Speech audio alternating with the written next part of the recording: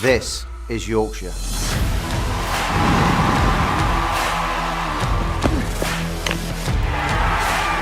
Built on pride.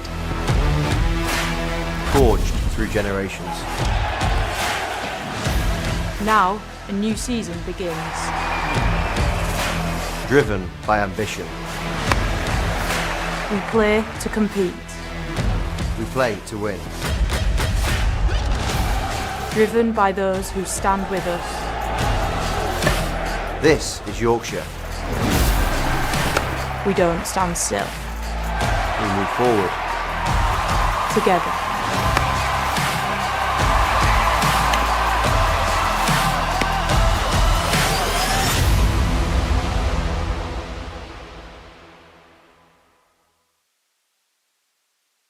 A very good afternoon and a warm welcome to Headingley for Yorkshire versus Durham in the Women's T20 Vitality Blast. Part one of a double-header that sees a Roses clash later on. But for now, Yorkshire's women looking for a first win in 8 against a team who they had quite an epic tie against in Scarborough back almost exactly a month ago, where it was 290 each, one to win off the final ball, but Talia Wilson managed to show her 10-pin bowling skills to underarm the ball at the stumps before Slater and Woolston could scamper through for a bye. It's great to have your company wherever you are across the world, and alongside yours truly, a man who it's always fantastic to have his company in the commentary box, part of our team for this one. A very good afternoon to Aaron Vars. Good afternoon to you as well, Michael. Yeah, the sun started to shine through the clouds here in Headingley on what you said is a massive, massive day really for Yorkshire. Double header, of course, starting with this one against Durham. Yorkshire need a victory in the Blast. It's been a very, very difficult start for the women's side, so they'll be hoping to get that first one on the table here this afternoon. Let's take a check then on your Yorkshire team for this game against Durham.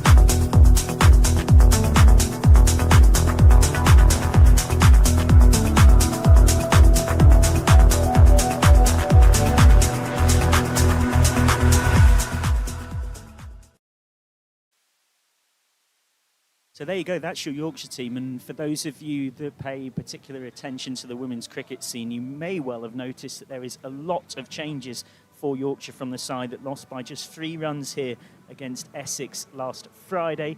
Alice Clark is in for a debut. She is on loan from Lancashire for the rest of this season. Rebecca Duckworth also comes in. She's had time this season on loan at Derbyshire, and she only actually plays for Yorkshire for the 3rd time this season. Sarah Glenn comes back from her troublesome broken finger.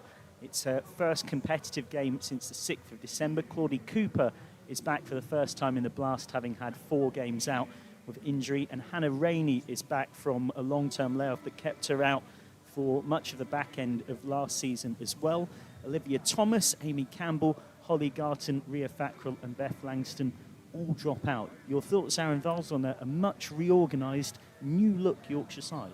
It is very much new look, and let's start first and foremost with Sarah Glenn. I mean, great to see her back in competitive action for, well, the first time in almost 7 months. It's crazy to think that it's the first time we'll actually be seeing her in a Yorkshire shirt in this calendar year. And in addition to Sarah Glenn and her leg spin, excited to see where Alice Clark actually bats today. She's batted at the top order, middle order for Lancashire, southpaw wicketkeeper batter, very strong square of the wicket. So, personally speaking, I like the changes. Of course, the only downside of that is sometimes when you make one too many changes, it can actually be to the detriment of the side. But we shall have to wait and see. As we said beforehand, Yorkshire still searching for that first victory of the campaign, so might as well roll the dice. Yeah, the White Rose with 2 wins and a tie, and then 5 defeats in the 50 over format, but none from 4, only Warwickshire, the other winless team in the Blast right now. We will have a look at the table, but firstly should turn our attention to Durham, because this is, of course, for those of you that remember the regional era, you might call it the Diamonds Derby Part 2, because, of course, back in 2024, there'd been a team in the regional era following on from the KSL era. It was the Yorkshire Diamonds, then it was the Diamonds, very much often based here at Headingley, predominantly based here at Headingley, but when the switch happened from regions to counties, it was Durham who got Tier 1 status, it was Yorkshire who fell back into Tier 2, and then were last season, having completed that year in the 2nd tier, now back up into that top tier. So it's a Durham team that has no shortage of Yorkshire links. Danny Hazel, a legend of Yorkshire women's cricket, is their head coach. Holly Armitage, the captain from Huddersfield. The likes of Emma Marlowe, not in that 11, but from Harrogate. Katie Levick, a leggy from Sheffield, who's come through that Yorkshire system. They line up as follows: unchanged, Maddie Villiers, Holly Armitage, Emily Windsor, Bess Heath, Heather Graham, the gun Australian all-rounder, Mia Rogers, Grace Thompson, Sophia Turner, Trudy Johnson, Abby Glenn, and Katie Levick. And Durham so far going pretty well in the Blast. They've got themselves 3 wins from 4 32-run winners against Hampshire. They lost by 2 wickets against Surrey, 27-run winners against Warwickshire, and winners by 7 wickets against Blaze as well. So they're definitely putting down some markers that of the 4 to make it into that top 9, they seem like strong contenders. They certainly are, and yeah, I watched that game against Warwickshire at Chesterley Street. Incredibly impressive. That was a very difficult wicket, and they got up to around about 140. Appeared as though it was a chaseable target for the West Midlands outfit, and in the end, some excellent bowling actually saw them dismissed for 113. So completely echo that sentiment. Durham look really good, and you just look at the balance, the top order, all the way down. It looks absolutely fantastic. So this should be a cracker of a game. And speaking of the table, let's take a look at the Vitality Blast T20 table. Now, last year, the group winners went straight to the final. Of course, Surrey got that honour, and they, in fact, on home turf, went on to win the final. But then it's 2nd versus 3rd in an eliminator, and that has changed. It's an old-school finals day, 1st versus 4th and 2nd versus 3rd, and then a final at the end of it. So the women's finals day now matching the men. Surrey top, and they play Essex today elsewhere. Blaze play Nottinghamshire, as 5th plays 9th. But the table does have a little bit of a 2-tier look to it. All of the top 5 have got 3 wins so far, albeit some have played 4 games, some have played 5. And then Hampshire and Lancashire have just a win, and Yorkshire and Warwickshire are yet to win. So those bottom 4 will be really scared of getting cut adrift in that chase for the semi-finals. Oh, 100%. It's incredibly tight towards the top of the minute, and you always look at T20, and I know a lot of people say about momentum. It's the magic word when it comes to T20 tournaments. You can build up some wins towards the back end of the group stage, but you've got to get at least a couple of victories in the opening block, and should Yorkshire not get that first win on the board here today, it would be incredibly difficult to make that top 4.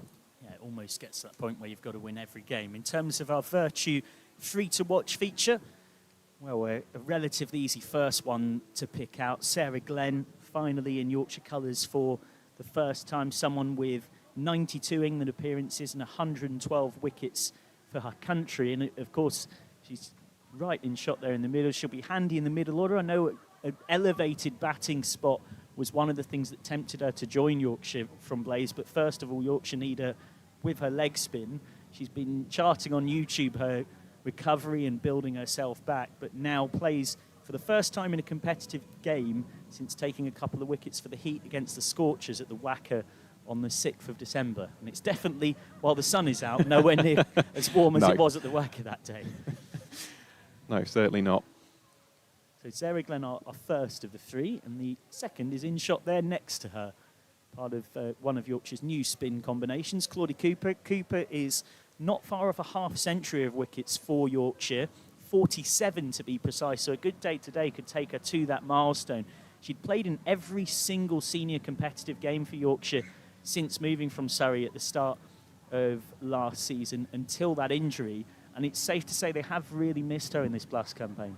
Almost definitely, and we'll probably mention the statistic again during the broadcast, but last year it was 60%, wasn't it, of her first overs resulted in a wicket falling. So with both her and Sarah Glenn certified wicket-taking options, both offer so much in the spin department. Great to see them here today. And intriguing to see how Lauren Winfield-Hill uses those combinations, because the third of our three to watch is someone who could be bowling the first couple of overs. Well, not the first couple of overs, of course. That's technically impossible. As the fireworks go off, all part of the fun of T20 Plus double header. And that is Hannah Rainey, who was at the back of that huddle. Experienced Scotland international, was very good for Yorkshire in the semi-final of the Metrobank Tier 2 competition last season, but shortly after that picked up an injury that derailed the back end of that campaign, and then has meant that she hasn't played at the start of this season. So without meaning to lean too much into that hackneyed old football cliche, her and Sarah Glenn in particular are, well, they're not quite like a new signing because they've never played for Yorkshire, but, well, this season, of course, Rainey did last season, but there is that element of Yorkshire finally getting to actually see the benefit of what in theory should be some quite good work in the recruitment market. Oh, most definitely. It's an injection of fresh blood, isn't it, into the side as we see the Vertu car taking the ball onto the playing surface. I love this competition so much, I really do. And it's all part of the fun of the fair, isn't it? It is. Although I think if I'm a batter, that's not really... We might get Noah Kelly's view on this later. I'm not sure that's what I want to see when I'm walking out. I'm not quite sure I want to see a car with the middle stump dislodged and knocked back and the bails hanging off. I think if you're superstitious as a batter, that's the last thing that you'd want. I think if you're a bowler, you're thinking, yeah, that's quite a nice bit of, modern athletes talk about visualization a lot and how important that is. Your umpires are Gabby Brown and Naeem Ashraf. Ashraf is at square leg. Brown is standing for this first over, which will come from Howard stand end. Maddie Villiers has been superb in this competition so far. The Queen of Essex, as some affectionately nickname her.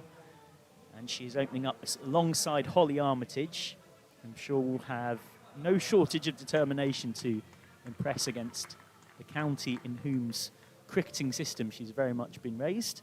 Miss Blackwell recently turned 17 to bowl the first ball of the double header, which is just turned away in front of Duckworth for what will be given as one off the bat. Brings on to strike the aforementioned Armitage, who already has 2 50s in the Blast this season. Yeah, I was about to say these two have been excellent opening the batting.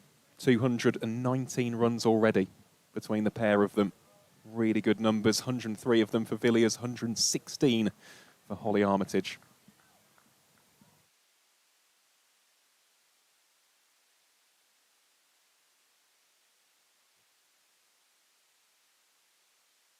Good keeping from Winfield-Hill to make sure it's just the one by. Of all of Yorkshire's breakthrough youngsters, Blackwell probably the one that's made the most impact. She took a 4 for when these sides met in the Metrobank One Day Cup, ripped through that Durham top order.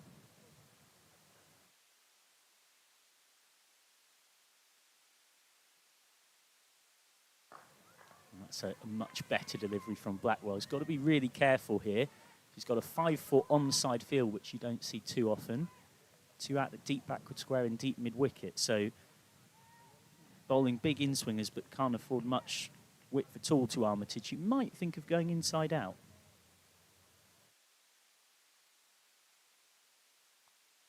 That's not the ball from Blackwell. That's a gimme for someone of Armitage's calibre. And the all-rounder from Huddersfield, the product of the Yorkshire pathway, who's been in fine form, is off and underway here. Yeah, you mentioned there the lack of leeway in certain deliveries. That is a prime example.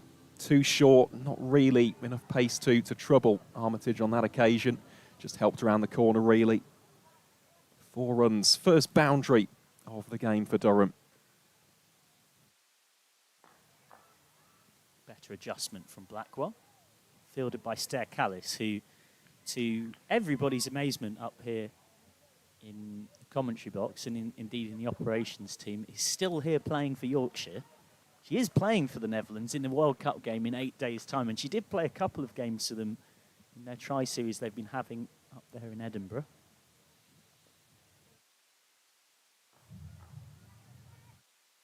Worked by Blackwell, but worked by Armitage straight to short mid-wicket. As I say, that was a really nice delivery. Good areas being bowled there from Inez Blackwell. And she has been one of the real breakthrough stars, hasn't she, since the debut last season. It was in August, wasn't it, from memory? Yeah, against Middlesex here, impressed in a losing course.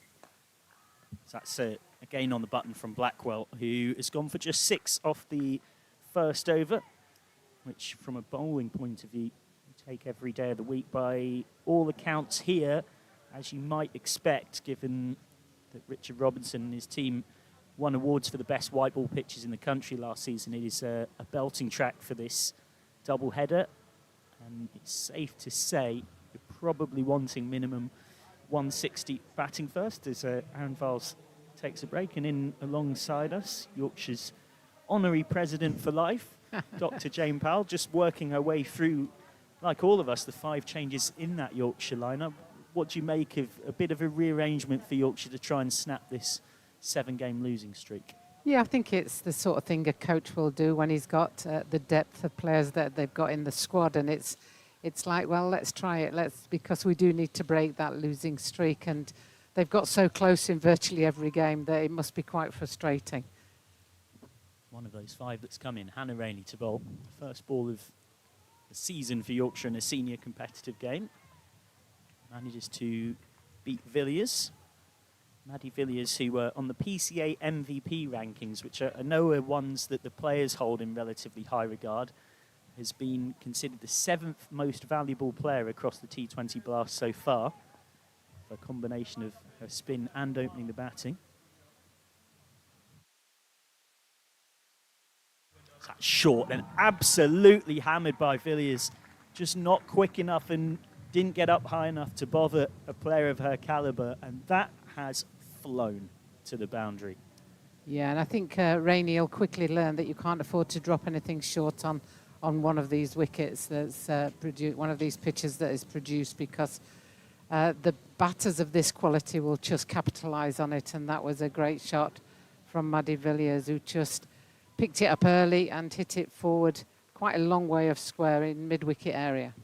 Yeah, it's always a sign of a good pull shot when it goes very much through mid-wicket. Fielder's gone out for that shot from Villiers, who now goes up and over the offside.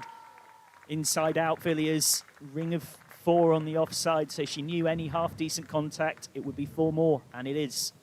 Yeah, another good shot from Maddie Villiers. She's obviously come out with real intent in this power play, and because there's only 2 fielders allowed out, it gives you a lot of scope to go aerial in many areas of the pitch, and that was a wonderful shot over cover to the long off boundary. Held the pose as well. So does Villiers go inside out again? No change in the field. Shorter and has got that pass point, so 3 fours in a row, all very different shots. Beautiful batting from Maddie Villiers. Yeah, when a young bowler is coming in, you know, they almost trying too hard, so everything's tense, and as a result, you release it too late and it's coming down short, and she just needs to try and get this one up in the block hole, really. Just not give Villiers the chance to swing a bat and just make her have to play a better length ball, because it's been short for the last 3 now.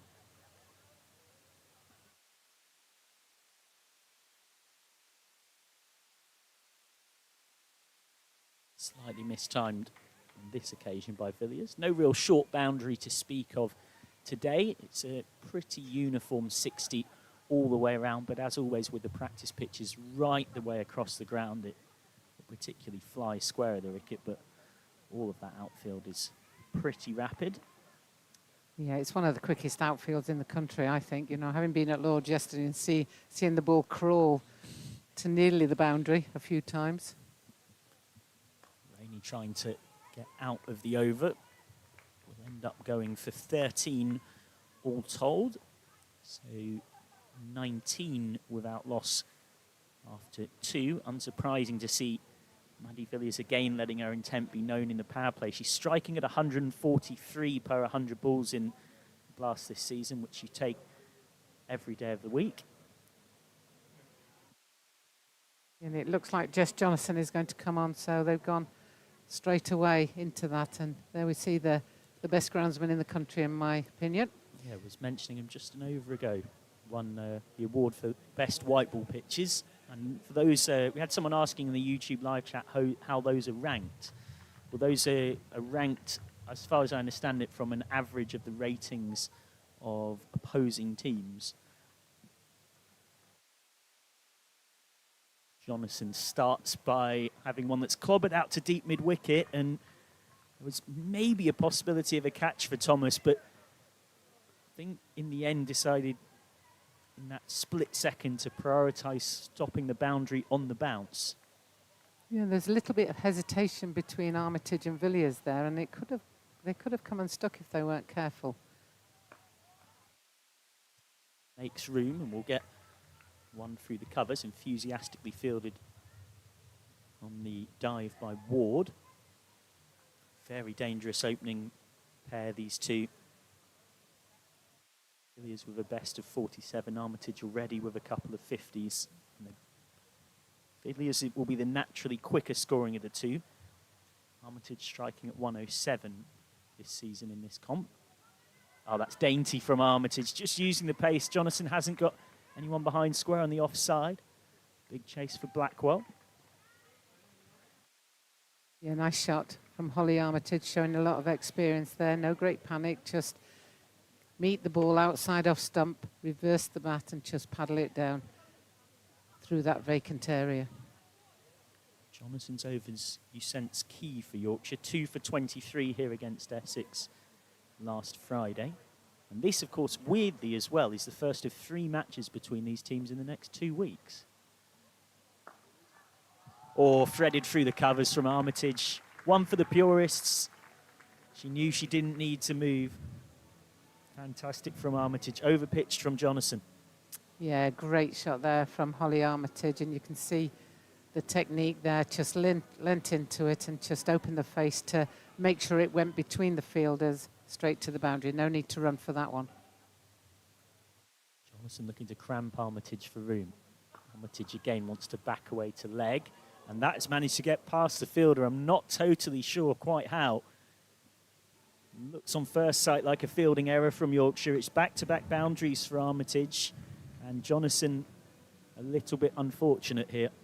Yeah, and poor Alice Clark there. That's not the sort of debut that you want when it comes to you in the field, and you misfield it. But it happened to all of us at some stage. Anybody who's not misfielded has never been out there fielding. Game backs away and makes room. Jonathan follows her and manages to get 1 dot in for the over. 32 without loss after 3 then. So Jonathan forced into being bowled slightly earlier than Winfield Hill might have wanted her after how expensive Rainey was. And I wonder if it might be 4 different bowlers in 4 overs here for Yorkshire.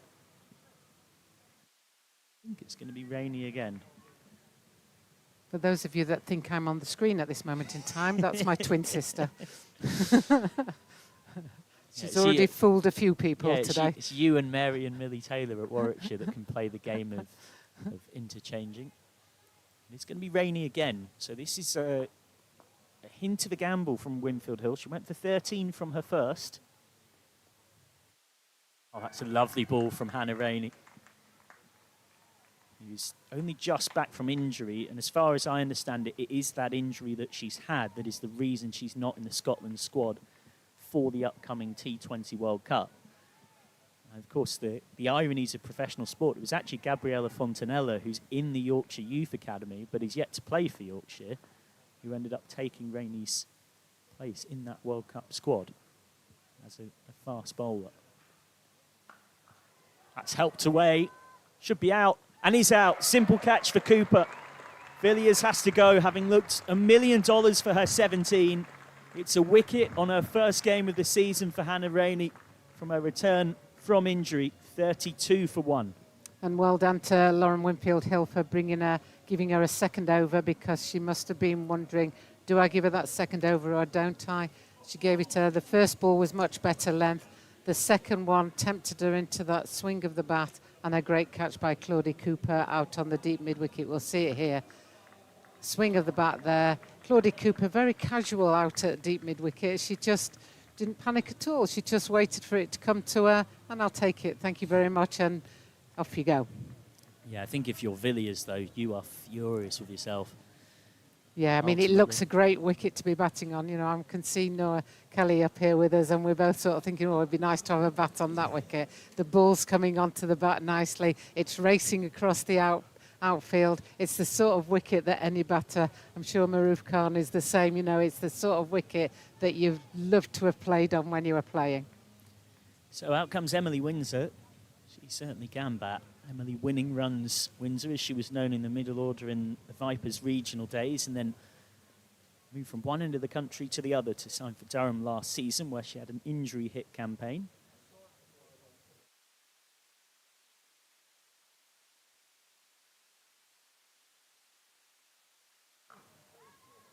Cut straight at backward point to start from Windsor. Will be interesting to see the partnership dynamics here. So Windsor this season with 83 runs in the blast at 20, with a strike rate of 94.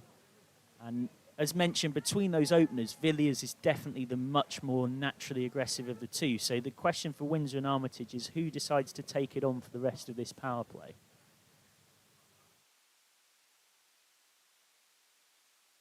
Windsor finds deep cover and is off the mark.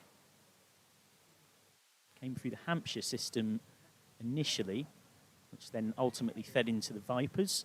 Worked in the NHS as well in a physiotherapy role, and it is one of those players, a number of whom Claire Connors talked about this, who've benefited from us now moving to an era where domestic cricket is professionalised as well.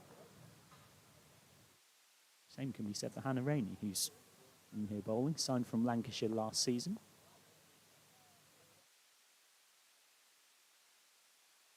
Straight at deep square, so Armitage will get one.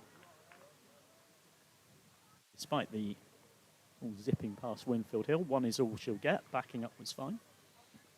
Yeah, I think, you know, well backed up by Jess Johnson there, but I'm just wondering whether you get penalised for having orange shoes in the Yorkshire team, because Maddie Ward's done the deep cover, and it was Claudie Cooper who took the catch at deep mid-wicket. So, and that's going out to the aforementioned Maddie Ward. Best over of the innings so far for the home side. It concedes just 3 and it picks up a wicket. So after 4 overs, Durham are 35 for 1. I mentioned that this is the first time of 3 times these sides meet in the next 2 weeks. You might be thinking, quite how is that possible? Well, they play another T20 at Chester the Street next Tuesday. And then in the One-Day Cup, when the 50 over stuff comes back, the following Wednesday, the 17th, it is Durham against Yorkshire in what is a repeat. And we certainly hope as dramatic a game as we got the first time these sides played at Scarbados on the 29th of April, as we see hard-working Conor Murphy in shot there, normally on the DJ decks for last nights. Part of our production crew behind the scenes, powered by Vertu. As always, sun popping its head out on a big day for Yorkshire cricket as Blackwell is back for more. Her first over went for 6. Starts with a dot. Yorkshire will hope that these two are both players that naturally tend to like a little bit of time to settle into their innings, and so the home side will feel they can squeeze a bit here.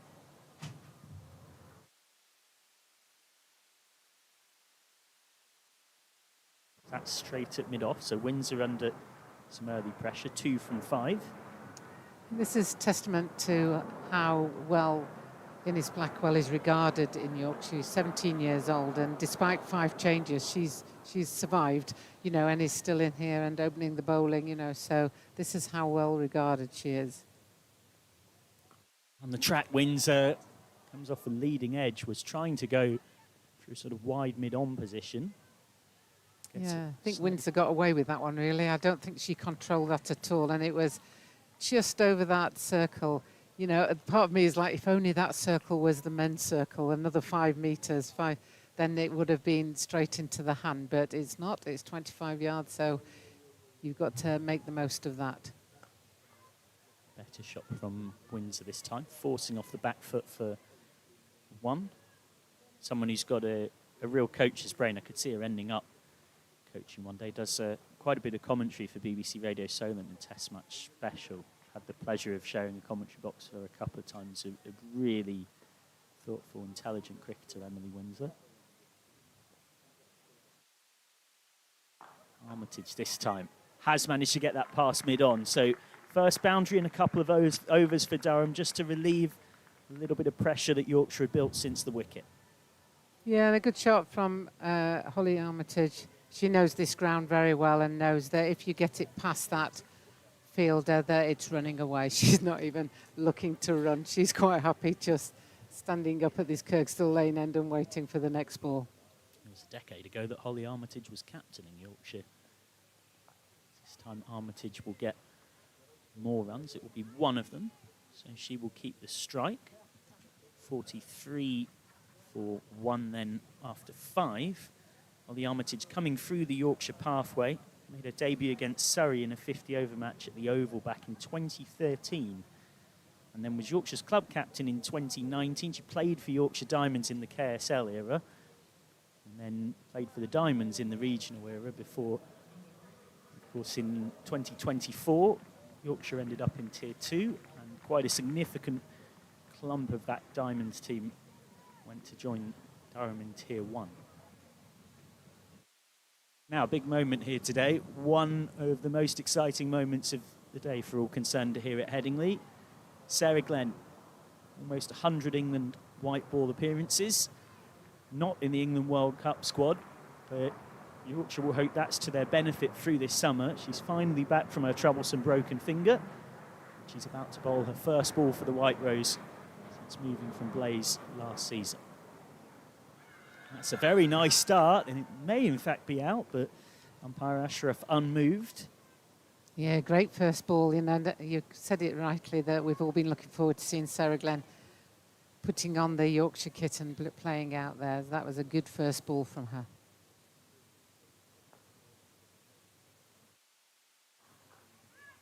Armitage down to long on. Glenn will not look to offer a lot of width here. She's got a ring of 5 on that offside. Armitage or Windsor may be tempted to go inside out to try and access that offside boundary. Yeah, there's always a danger with somebody who's got the capacity to spin the ball to be able to do that early on in their innings. And Lauren Winfield-Hill obviously came to speak to Sarah Glenn there, and long on has gone right onto the boundary now. Sturkallis is on the long on boundary. Does come down the track, Windsor. The bat turned in her hand a little bit there. Windsor gets 1, but Glenn will take encouraging signs from a Headingley pitch that does always offer a little bit of turn. Yeah, and as a spin bowler, you want the batter to start coming at you, because that's when you've got the chance of spinning it past the bat and anything can happen. Stepping away as promised and predicted, Armitage looking to get it through that offside. Neatly stopped by Rainey. The Durham girls will have had lots of practice against Katie Levick in the net, so they'll be used to leg spin bowling. So they'll be ready for what Sarah Glenn can throw at them. Sweeps that Armitage. It's a good option against Glenn. But straight at square leg. And this is a series of moments she'd have thought about and visualised for a long time, Sarah Glenn. She'll quietly relieved to be 2 from 5, particularly bowling in the power play.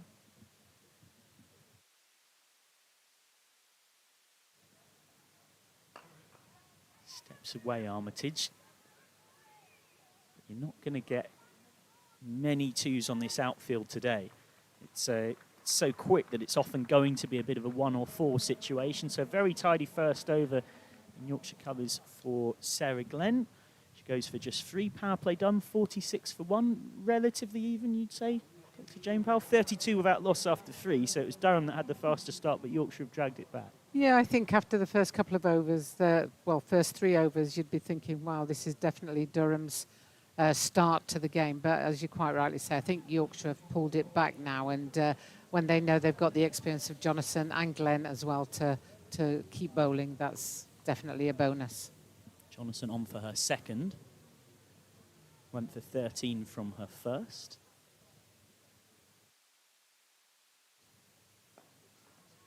Respectful defence. Yeah, I think she was thinking, I'm going to charge her here and just get it on the half volley, but Jonathan saw her coming and just dropped that one a little bit shorter. This time making room, down to long on for one from Armitage. Of course, Jonathan has the luxury of being able to put a few more sweepers out. You can have just the two out with that 25-yard circle within the first 6 overs. For those unfamiliar, that's why it's known as the power play. But now out of that, you can have up to 4 out. But Jonathan, again, and it's something we've seen from the Yorkshire spinners a fair bit today, a 5-4 onside field. So she's not going to give Windsor much width here at all. There we go. Almost exactly proved. Well, Yorkshire are really up for that. Thinking it maybe flicked off something off Windsor on the way through. There's obviously some noise because the umpire has not given a wide, so it obviously came off something. It looked like the bowler and the wicketkeeper were convinced it was bat, but Emily Windsor is convinced it was a pad, so... That time, again, Jonathan is causing Windsor some issues here. Windsor's got to figure out her plan. It's quite clear what Jonathan's going to do. I'm going to bowl at your pads with a 5-4 onside field, and I'm very happy with a dot or a single. And that's how Windsor responds. Windsor responds magnificently and will get 4. Advances down the track, turns it into a half volley, and that is Emily Windsor's first boundary, and it might just be the shot she needs to get herself going. Yeah, good shot from Emily Windsor, and she probably needed that after the first 4 balls, where 3 balls, where she looked a little bit up and down, and then that one she moved her feet really well and just met it in a perfect hitting zone. So this time stays in her crease and is pinned there by Jonathan. End of the over, 51 for 1 then. It should be said as well that that beautiful strike down the ground from Windsor brought up a half century for Durham.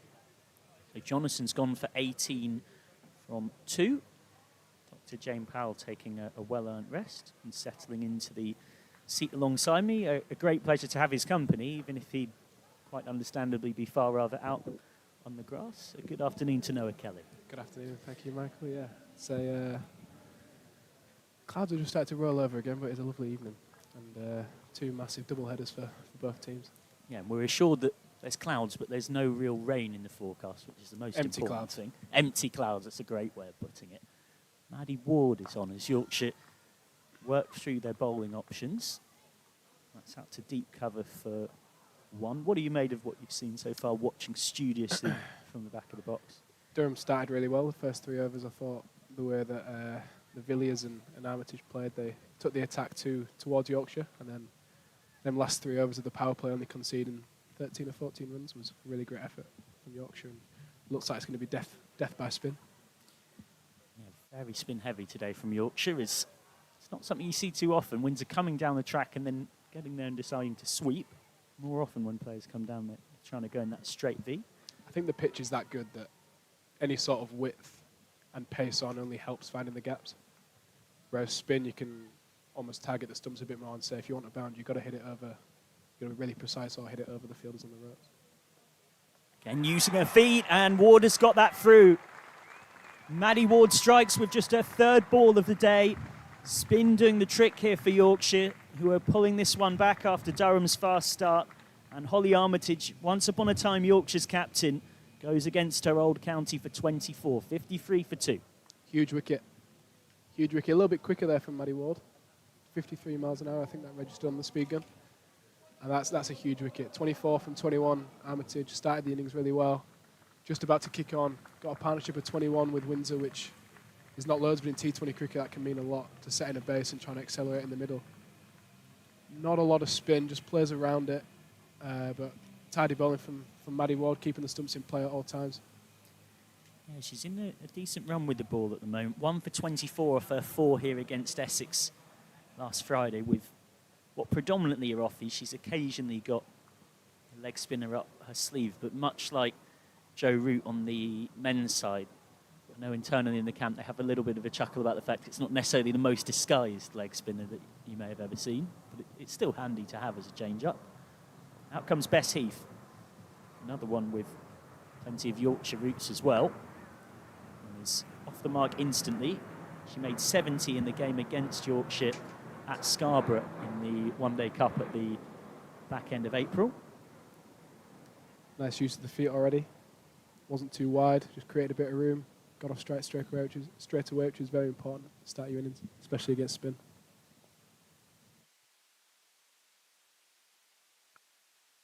Deep in her crease this time here, Windsor, and can only find cover. A little bit more energy around the fielding group there.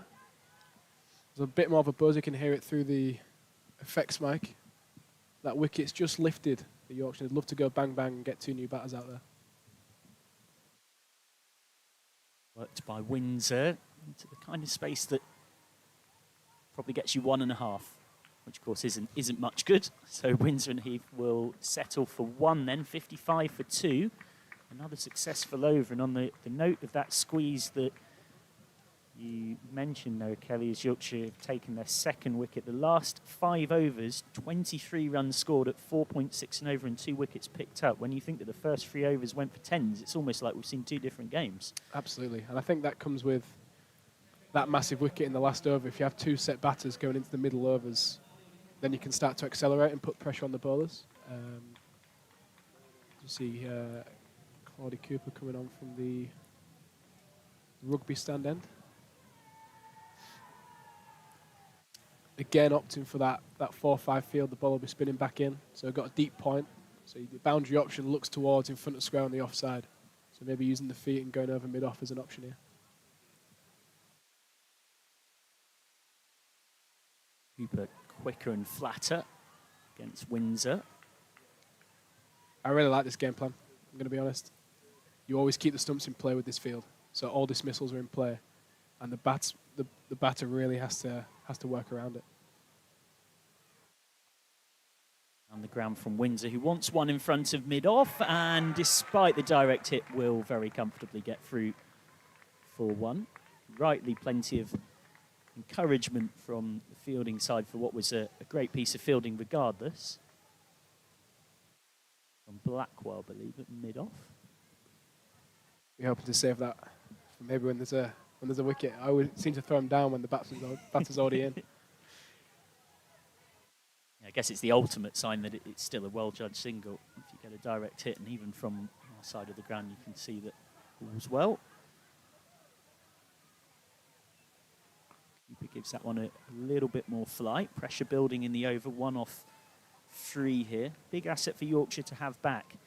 Claudie Cooper in the one-day format this season, 13 wickets at an average of 22 and an economy rate of under 5. As Heath does give that a bit more clout, and Blackwell diving away to a right is very tidy. Good cricket all round. Fantastic bit of fielding there, back-to-back from Blackwell. And as you say, yeah, Claudie's been involved in a few of the England development games as well versus New Zealand, I believe. Yeah. So thought of very highly in regards to ECB as well, so very exciting to have her back. Really catching some eyes. That's a full toss that she's got away with, in truth. It's hit by Windsor straight to cover for 1. Windsor just struggling to get going here. She's got 14 off 18. And ultimately, that's why Cooper made the move in a long-term trajectory. She was part of that Stars regional setup and a very strong spin attack there, and she just couldn't break her way in. And to use a direct quote from her, she said, I want to get here and be regularly playing proper games. And she's definitely got that since joining Yorkshire at the start of last season. And she's thumped this time. It could be the first 6 of the innings. It will stop just short, but it will go for 4. First boundary for Bess Heath. Always a dangerous ball striker, and might just be the person to get this Durham innings going. 62 for 2 off 9. After a few more thoughts from Noah Kelly, he'll be joined by the brilliant Aaron Vance. It's a nice shot. It's a big vacant area at Headingley, the corners, up towards the old pavilion. Threaded the gap nicely. Wasn't hit too far away from long on, but the power that Bess Heath created with her hands managed to get all the way to the boundary. as we see a change of bowling at the Kirkstall Lane end. See Rainey being brought back on. So chopping and changing, just increasing the pace. Maybe hurrying through the new batter as Aaron joins me in the commentary box. Thank you very much, Mr. Kelly. Some nice shots there from the Western Terrace. I believe that is the University of York Cricket Club. I've been reliably informed in today. Victors of the most recent Uni Roses cricket match as well. Here is Rainey then. Starts off that one down the leg side, just tickled down towards the Howard stand, and that will be 4 runs. Just clipped away, really, by Emily Windsor. Yeah, it happens at Headingley, that. Racing down the hill. It wasn't too offline. Just a slight glance from Windsor. So then when you're in form, they always go for 4. But under pressure to start with there, Rainey. It's always nice as a batter to get the first ball of the over out for a boundary. Sets up the over nicely. Here's take 2 then for Rainey. That one is up in the air, and that has been taken at backward points. Instant reply from the Scottish international, and Yorkshire have taken their 3rd wickets.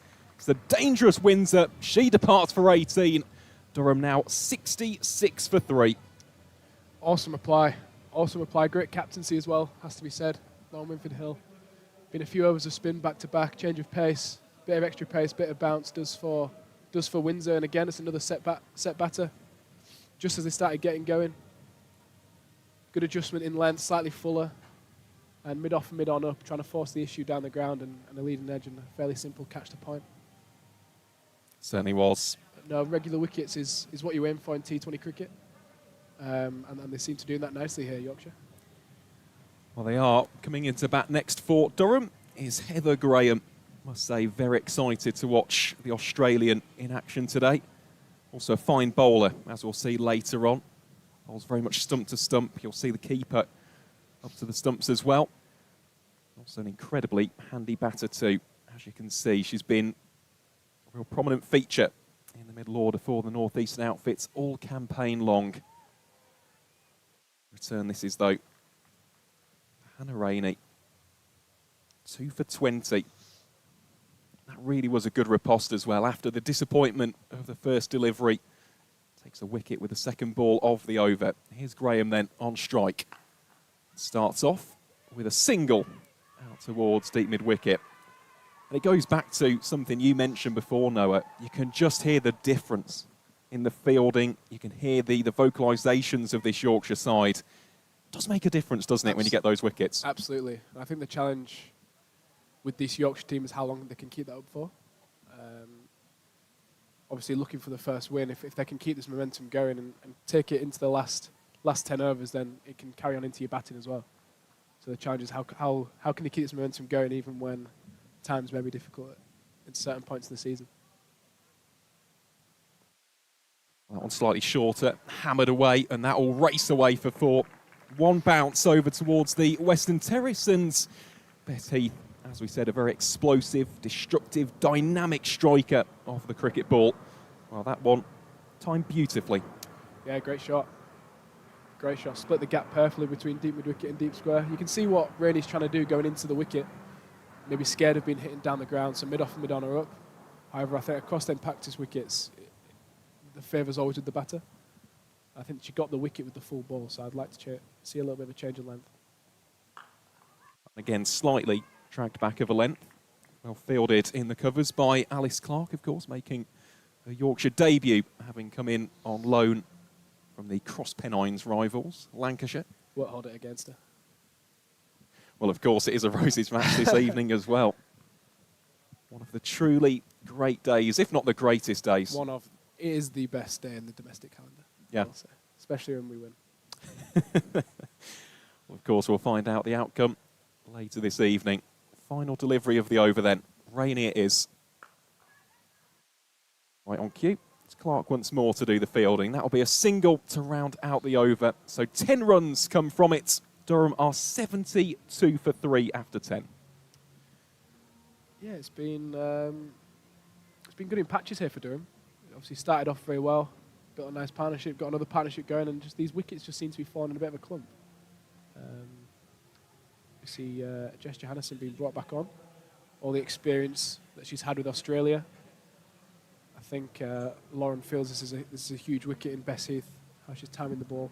So if she can prize this out, then again it can only cut the run rate down to maybe 130. But Durham from this position will be looking towards that 150 mark. They've got a nice base with 10 overs left. If you aim for 150, you do tend to get a bit more into 160 territory. Well, here is Jonathan then to the aforementioned Heath. Heath tries to go round the corner, fielded by Sarah Glenn for a single. I mean, Bess Heath, what a fantastic player of spin she is, by the way. It's not only the conventional shots, the sweeps, when she advances down the track, but also has a mean reverse in the locker. So you can see just the slight alterations in field between these two. Of course, Heather Graham, no slouch against the spin bowling either. I like this field change, bringing square leg in and putting long off out and saying, if you want to get a boundary, you have to sweep me. But with my angle, I'm always going to be hitting the stumps. So if you miss it, you're going to be out. Cross-batted shots on a good wicket tend to spell danger if you miss them. This time Graham plays that off the back foot, down the ground for one. Just looking at the makeup of this Yorkshire spin attack as well, of course. Jonathan, slightly round arm. You've got Sarah Glenn, who doesn't give it necessarily as much flight as other leg spinners. I mean, Maddie Ward is the exact same, very much just arm ball after arm ball, stump to stump. That will relate to the next question for yourself, Mr. Kelly. Is that one played out towards deep mid-wicket for just a single?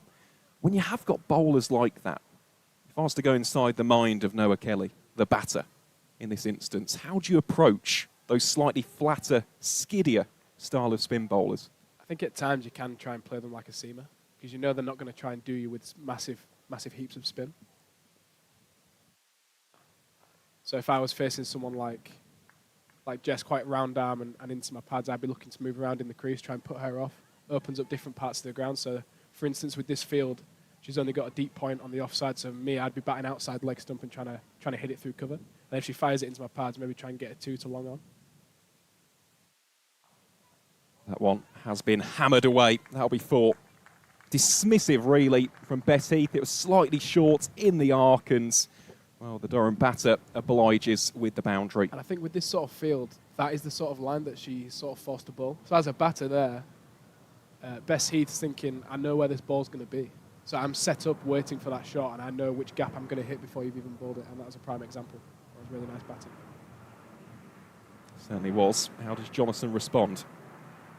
Very nice, well that's indeed. That's a better line. There'll be a dot ball to round out the over as well. So 11 have been bowled here on a beautifully sunny afternoon in Leeds. Durham are 80 for 3. Yeah, Sarah Glenn being brought back on from the Kirkstall lane end. You think these her 3 overs here are going to be crucial? Trying to prize out another wicket. Leg spin does tend to get wickets in T20. And it'd be interesting to see how the Durham batters play here. There's one, when you've got someone of quality like Sarah Glenn, there's one trail of thought, which is I'm going to try and take her on and give the captain no option to bring someone else on. Or do you take your medicine, play out the 4 overs quite cautiously, knowing that she's the big threat? So it'll be interesting to see how they go about this. I think there's definitely 2 ways of playing this, and I think we'll see straight away how Graham and Heath go about playing Sarah Glenn. Well, it will be Graham on strike. First up here for this latest over. Yet again, targeting those stumps, trying to bring middle and leg into play. I think you've really summarised that incredibly well, I must say, Noah. That is why Sarah Glenn gets so many wickets, because a lot of teams, not just in domestic cricket, but international as well, look at the style of leg spin bowling and they go, well, let's take the attack to it. And what happens is they either get stumped, they get clean bowled, or they provide the catches. Yeah, Sarah Glenn isn't going to miss too much. So again, I think if I'm in Durham's perspective, I am probably just going to look out to see these few overs out and take your medicine. Obviously, look to be positive and put away the bad ball, but not doing something overly risky and trying to score runs more from the other end. But Sarah will be conscious of that. She'll be looking to try and take a wicket. She's now moved deep cover to deep point, so that suggests that she thinks there might be a reverse sweep coming, so just blocking that avenue of attack. Right on cue, there you go. Heath goes for it. Glenn A slight appeal from the wrist spinner. Well, we said it, didn't we? Bess Heath is known for that. So I think that was quite a smart change in the field, first and foremost. However, there is still a little bit of a tempter, isn't there? Yeah. Just with regards to the gap out towards what would be deep third. Yeah, I think Glenn's got to think about her pace here. Well bowled. With that gap being quite far behind square, there's a little bit of a mix-up here. But they do manage to scamper to some good running. With that gap being behind square, the quicker the ball coming on is easier for Heath to get it behind square and beat Maddie Ward at short third man. So I do think Glenn will take the pace out of it and look to go into the pads here. Heath still on strike, of course, currently on 18. Plays this one down the ground, almost baseball style. Flat bats it for 4, downtown. Bess Heath. Well, she was looking to go expansive earlier on in the over. On that occasion, it pays off. Yeah, slightly slower, but just waits for it. Barely needs to use her feet, just a clean strike down the ground. She's just starting to get going here, Bess Heath, finding the boundary on a regular occasion. It could be dangerous moving into these last 7 or 8 overs. Said it before, Bess Heath really is a very proficient player of spinners. Again, there's a slight bit of hesitation this time at the striker's ends. No further damage done as far as Durham are concerned, and that will be the end of the over. 8 runs from it. Durham are 88 for 3 after 12. Yeah, as we see Lauren making another change here. Is Blackwell coming back on from the rugby stand end? Another change of pace, hoping to get out another wicket. As we spoke about earlier, she's regarded very highly at only 17 years old, making a lot of appearances. I'm sure there'll be a bit of ECB interest at some point. There's not a lot of 17-year-olds opening the ball in around the circuit. And as someone like Lauren, with so much experience playing for England as well, to trust her with some big overs will speak volumes for how well she's thought of as well. Well, here she is then, start of the 13th over.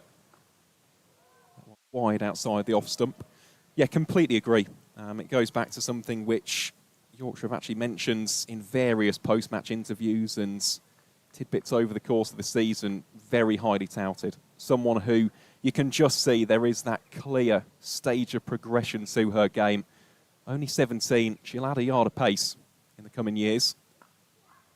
You can just sense there's already that foundation. There's that base layer. The skills are there.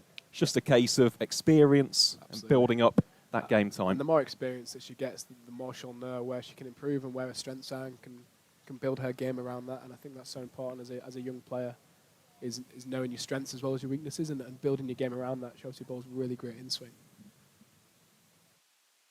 Here she is bowling to Heather Graham. Not the most convincing shot that from the Australian, but we'll go for a single down to where theoretical mid-on would be. Not had a lot of strike here, Graham, either. It can be hard as a batter when your partner's going so well and you're stranded at the non-striker's end. So Graham just keeping her cool, just getting off strike, letting Heath take the balls while she's in good form. Heath that time just smears it really through the offside, drills it through the covers for 4. Fielder out there had no chance of cutting it off from deep points. And there you go, right on cue, Noah. There is the form that Bess Heath is showcasing. Very clear plan, I think, here. Heath, she's playing proper cricket shots. She's not looking to overhit the balls. There's not been a lot in the air. But she's finding the pockets of the ground where there are no sweepers. And she's timing it so well, she's beating the infield and finding the boundary. Plays that one a lot later. Tries to just cut it away down towards deep third to no avail. Looks like a nice change up there. Maybe an off-cutter from the naked eye. Yeah, she is known for the slow deliveries, is Blackwell. In addition to the trademark in-swinger, that has been the modus operandi ever since the debut last season. This one is up in the air. It's found the gap, though. That will not be stopped, and that'll be one bounce for 4 out towards deep forward mid-wickets. Bess Heath continues on her merry way. Durham now 98 for 3 after 13. Yeah, fantastic striking again. that part of the ground is very popular with Bess Heath towards that old pavilion. It's a gap where you don't see a fielder very often between long on and deep mid wicket. And you know, even if she missed times, that it's going to be two anyway, because it is in that gap. So really smart batting, really smart batting. As Maddie Ward, he's been brought back on from the Kirkstall Lane end. Already picked up one wicket. Be looking to pick up another one. Was a big wicket as well, wasn't it? That of Holly Armitage for 24. Clean bowled by Maddie Ward. Currently has those figures of 1 for 4 from her solitary over. Definitely a trial by spin. Here is Ward then. Starts off very well indeed. That'll be a dot ball. Slight shout there by Winfield Hill, but as you can see there, Heather Graham, cool as a cucumber, even decides to rearrange the stumps. Help them go back on. That's when you know you're in a good form as a batter, and you're putting the bails back on yourself. Bit of confidence. Yet again, opting to play off the back foot. Just going back to that conversation beforehand, Noah, when you haven't had as much strike, I mean, how much of a role does that play in your psyche as the other batter out in the middle? Massively. It feels like you're just coming in again. But just use all our experience here, get down the other end. Heaves that one away. One bounce down towards Claudie Cooper for 1. Yeah, it just feels like you're just playing catch-up with your partner, which is why partnership batting is so important. Because if Graham were to fall, Bess Heath may just need to rein it in ever so slightly. So Graham understands her role in this partnership, which is gaining a bit of momentum, already up to 33, as we move towards the last 6 overs, which are going to be absolutely crucial in this chase if Yorkshire can keep them anywhere between 150. I think is very gettable on this wicket, and obviously Durham will be trying to get above that. Quick single has been taken. Was misfielded by Blackwell. Will remain just the 1 run added, and that will be the team 100 up for Durham in this, the 14th over. Yeah, great running. I mean, she hit that so hard at mid-off and just set off, and it's such a hard position to be in at mid-off when you see the batsman running and the ball's coming at you as well, and she does well to get something behind it, and only damage was 1 run. Award this time to Graham. Goes inside out, this time through the covers. A couple of Yorkshire fielders attempt to get round. They can't quite cut it off. And that will give Heather Graham plenty of confidence. Was struggling really with the timing and the placements early doors in the innings. That will certainly provide her with a much needed boost. That's an extraordinary shot. You can't set a field to that shot. No. On the back foot over extra cover for 4, that is delightful. This time goes for the sweep. Good field placement there as Erin Thomas prevents the single from being scored. So that'll be the end of the over. A tidy one from Maddie Ward. Goes for just 6 runs, and Durham now are 104 for 3.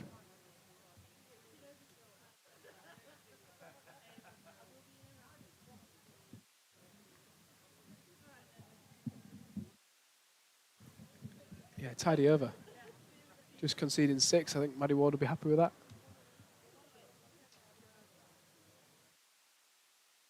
Certainly will.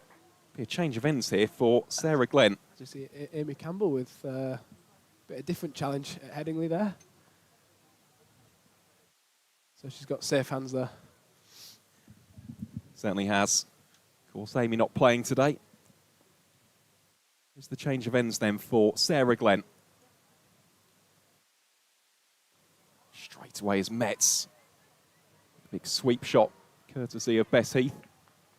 Turns it into 2. You mentioned about the importance as well of these last 6 overs, Noah. I think the amount of time that Bess Heath is out there for also determines very heavily the score that Durham can get up to. Because as we know, I mean, she can go from 0 to 100 incredibly quickly. Absolutely. It's a big key wicket here for Yorkshire. Has that found the gap? No, it hasn't. Good fielding in the covers.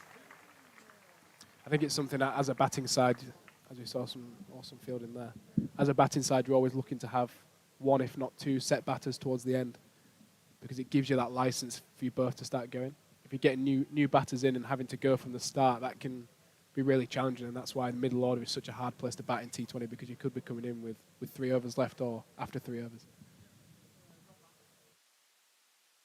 This time it's Graham on strike, yet again fielded at cover by Alice Clark. See her a little bit later on with the bat in hand. Wonder how she feels putting on the white rose. Coming from the wrong side of the pennines, I'm sure she won't mind. That one played plenty of authority by Heather Graham for one. You're not the first in the side, though, of course. Rebecca Duckworth, Of course. formerly of Lancashire. I'm sure it's a weird first week, and then you realise how much better it can be. Of course, Hannah Rainey as well. So that's 3 now, just in the side today alone. It's that one up in the air, and that will be taken. Steph Callis it is with the catch, and that could prove to be a big wicket. Sarah Glenn has her first here for Yorkshire County Cricket Club, and Durham are 108 for 4. It is the key wicket of Bessie for 36, and a great moment as well for Sarah Glenn. Yeah, firstly, what a moment. She'll have been thinking about that since she's been out injured. And she's bowled beautifully. Her lengths have been awesome today. Mid-off was in the ring, tempting Bessie to go over the top, and just slight overswing and just leans back on that. And the ball goes straight up, and a fairly simple catch for a fielder like Steph Callis. And yeah, huge wicket. We're just speaking about it. Having a set batter going into the last 5 overs is going to be huge here. So Sarah going to be looking to pile on the pressure with her last ball in this set.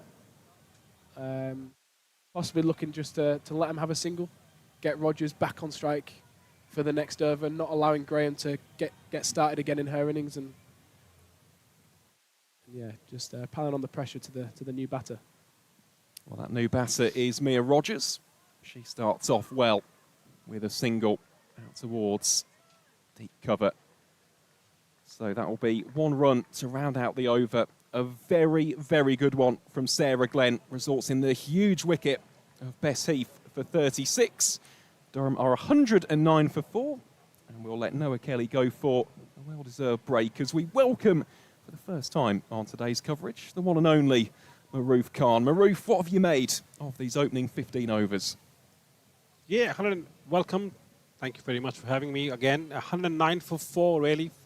5 overs to go. That's about 30 balls. Looking at the game right now, not a good time for Durham to lose that wicket.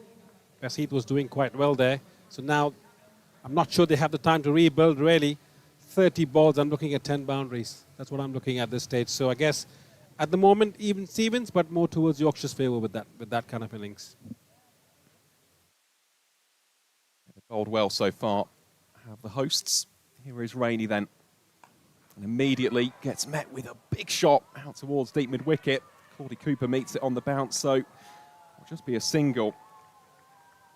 Of course, for both Glenn and for Rainey herself, it's been great to see them immediately in the wickets here for Yorkshire. Yeah, and it means a lot. It's huge as well, coming back, after injuries, and making sure that they're trying to make an impact on the game, especially when the team needs a victory as well. I'm liking the way Glenn is bowling, actually. Rainey as well. She's got a nice, good bounce, has got players protecting her. It'll be good to see some change of pace as well, if she can, or have a Yorker as well, surprise the batters. I think that's something she would be probably working on. But yes, I think girls coming in and trying to get wickets and trying to influence the game, always good to watch. Well, just makes a slight adjustment to the field there. Backward square, just hovering around the circle. Again, played very late there by Heather Graham. Played a lot off the back foot, and well, we mentioned beforehand about Bess Heath being the key wicket. Of course, now Maroof, Heather Graham as that international figure, someone who's represented Australia on the global stage. The onus now lies predominantly on her. Yeah, I think also she was struggling with timing a bit as well when Bess Heath was gung-ho and getting all the boundaries. So I guess that time in the middle will help her, and she would be looking to take the game forward now. Well, Mia Rogers flat bats that. I don't think it's going to be stopped either. Gathering plenty of pace down towards us here at the Kirkstall Lane ends of the ground. And, well, she's looked bright, hasn't she, so far? 6 from 3. Of course, striking at exactly 200 at this early stage. And, well, that shot was emphatic. Yeah, just a forehand down the line, really. But I guess goes to show what a beautiful wicket this is. Really, the good bounce, and you can wait on it as well.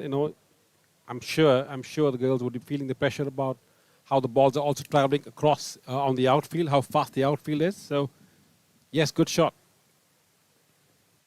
Well, that one pace taken off there by Rainey. Quick single has been taken. Well, just took a second there to respond to the initial call. Yeah, good comeback by Rainey as well. I think she realized that, the batters are waiting for pace on it. So just a bit of a change of pace, a bit risky as well because you had the third man, in the ring really. But I guess the change of pace, not much pace to work with. So 1 run was the right outcome. Graham back on strike then. Striking at less than a run a ball so far is the Australian. Yet again, pace taken off. Really smart bowling this from Hannah Rainey.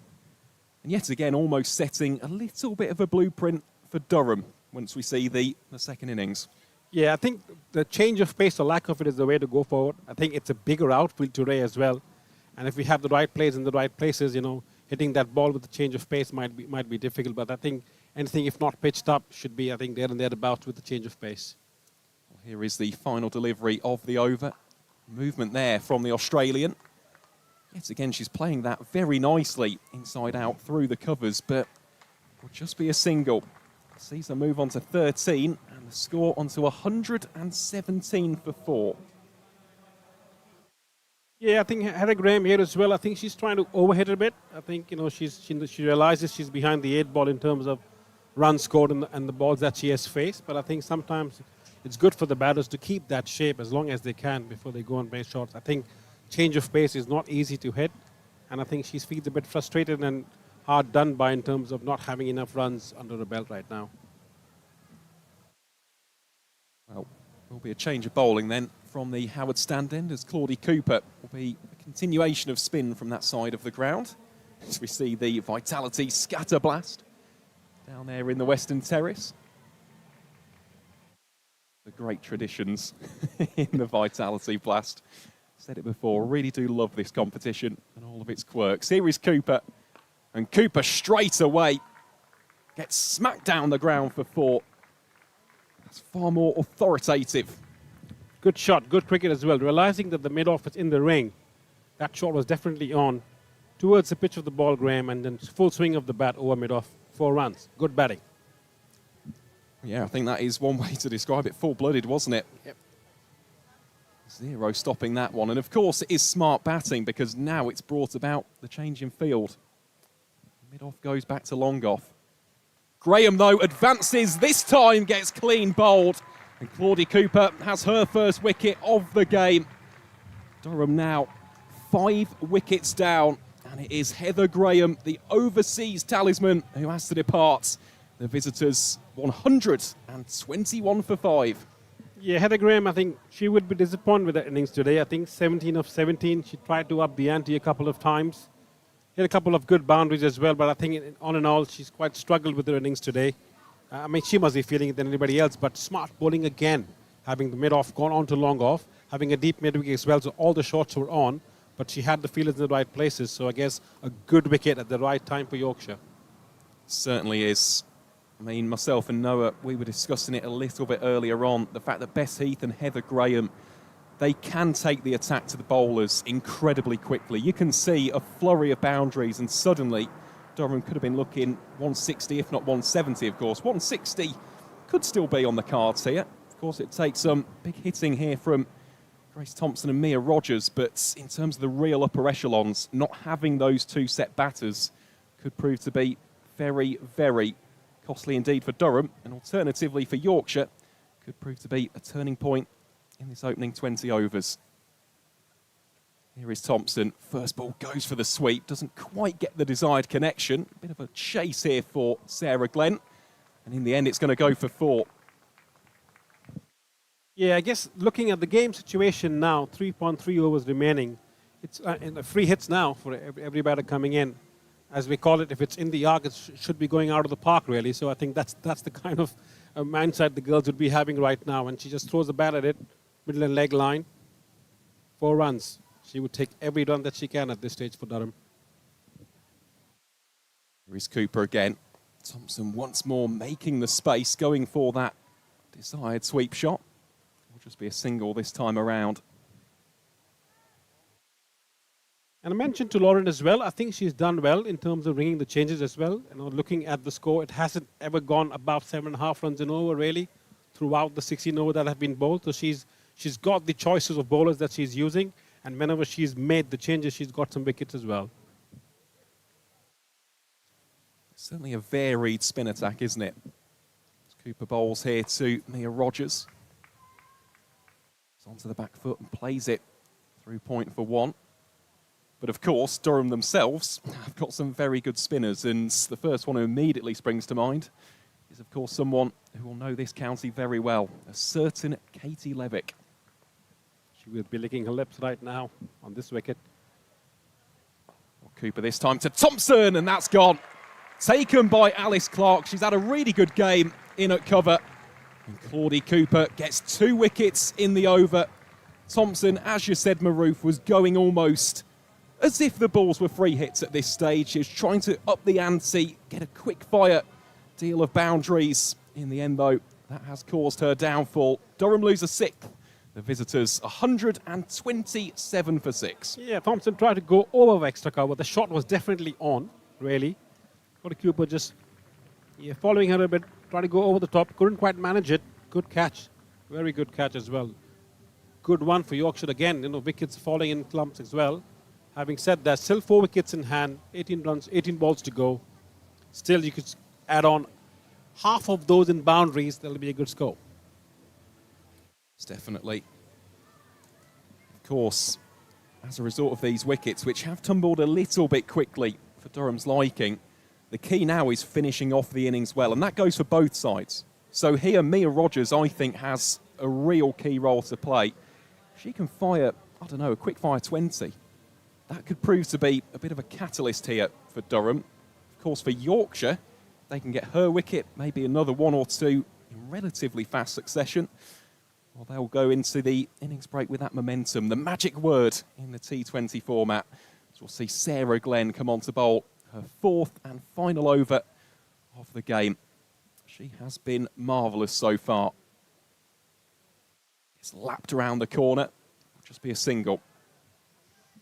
As you rightly said, that's keyword momentum. How you finish, it's just like the game of golf, It's not how you start, it's how you finish. It's when you are doing that well, that momentum takes you on to how your players are feeling during the break as well, and then your confidence is high. So I think this 16, 17 balls is very crucial as to how this game is going to go forward. Well, Glenn, that one slightly shorter, drags back the length, but good field placement restricts it to a solitary run. Abby Glenn it is, the next batter for Durham. Yeah, and also very smart bowling there. If you see Sarah Glenn, she is making sure she's not giving much room and pushing that pace on towards the batters as well, having the right fielders as well, deep square and deep mid-wicket. Glenn here to Rogers, dot ball. Yet again, good areas being bowled from the England international.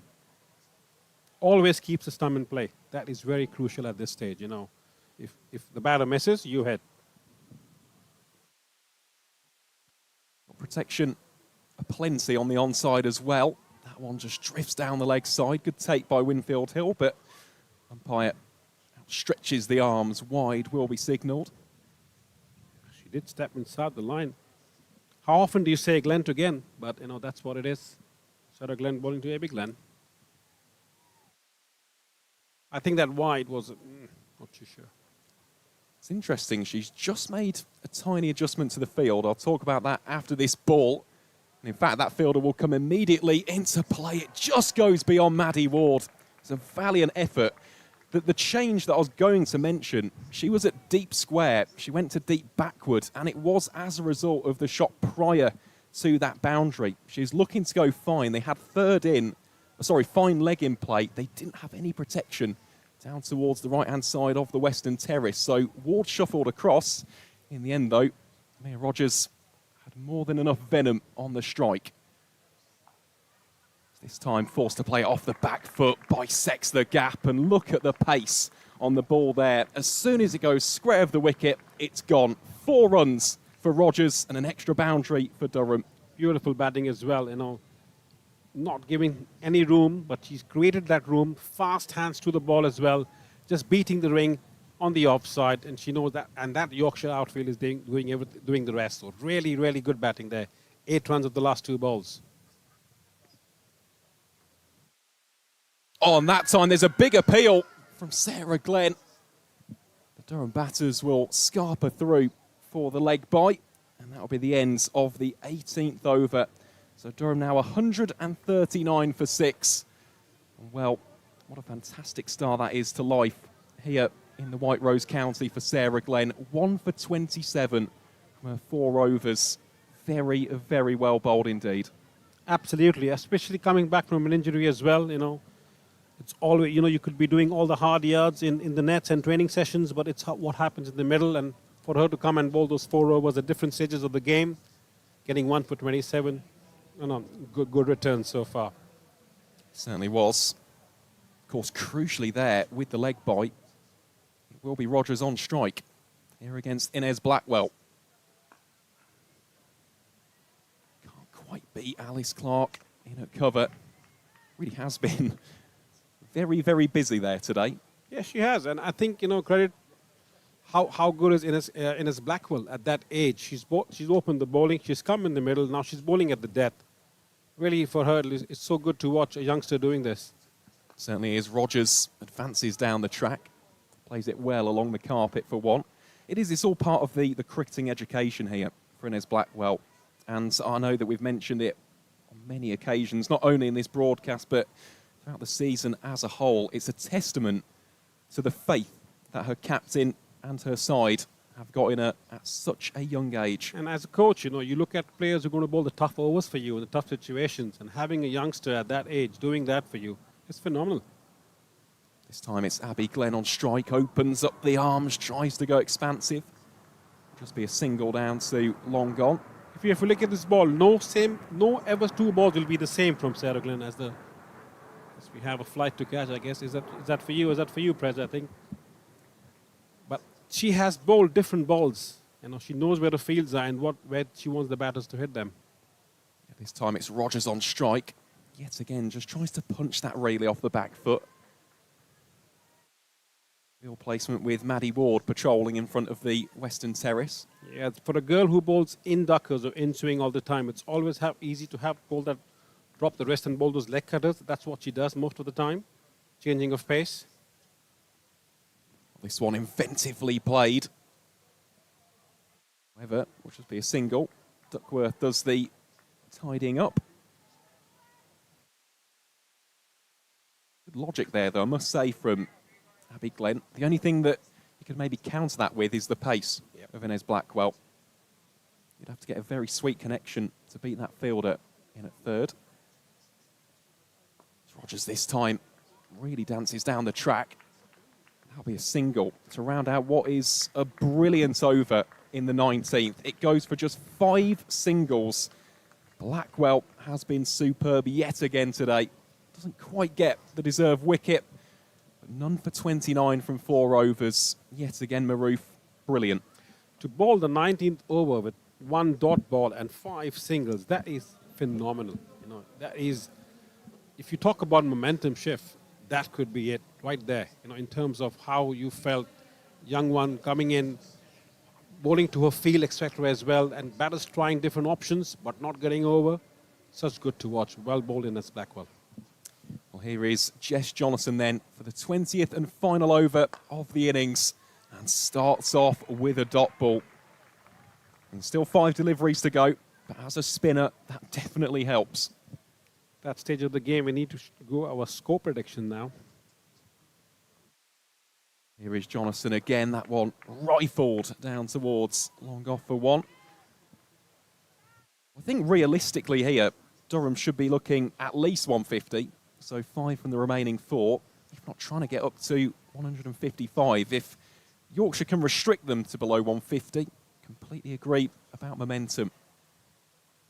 That one inventive again. It's down the leg side though, so a wide will be given.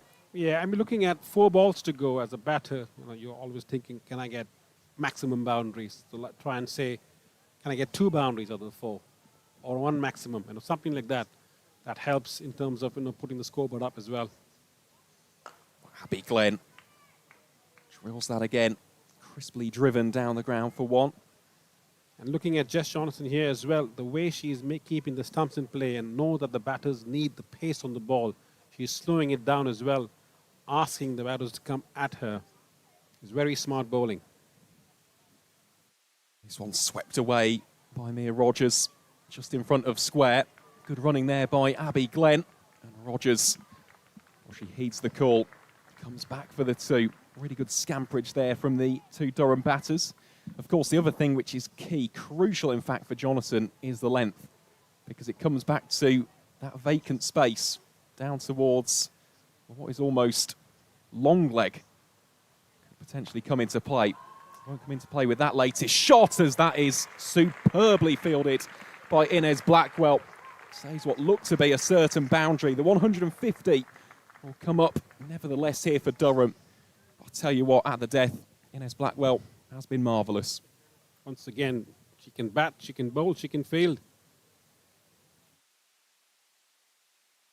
Oh, what a shot that is to round out the innings. Beautifully executed by Mia Rogers, inside out, through the covers.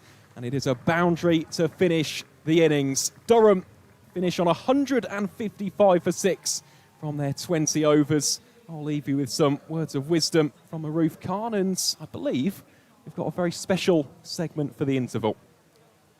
Yeah, once again, 155 for 6 here again. Durham tried their best to get the rhythm going, but keeping the games under 8 runs and over, not too hard. A good day out as well. Everybody tried the best they could to get the runs on the board. At the end of it, 155 for 6 seems to be a chase that could be very much on if Yorkshire have a good start. Yeah, Yorkshire falling 3 runs short in that chase against Essex last Friday. And chasing has often been the problem for Yorkshire this season. I feel like they've done the first half of this innings relatively well, thanks to Maroof Khan, head coach of the Disability Premier League winning Tridents in his first season. They're starting their title defence relatively shortly. And as teed up by Aaron Vals, we've got a bit of a special little extra bonus feature for you at the tea break here on Yorkshire Cricket TV.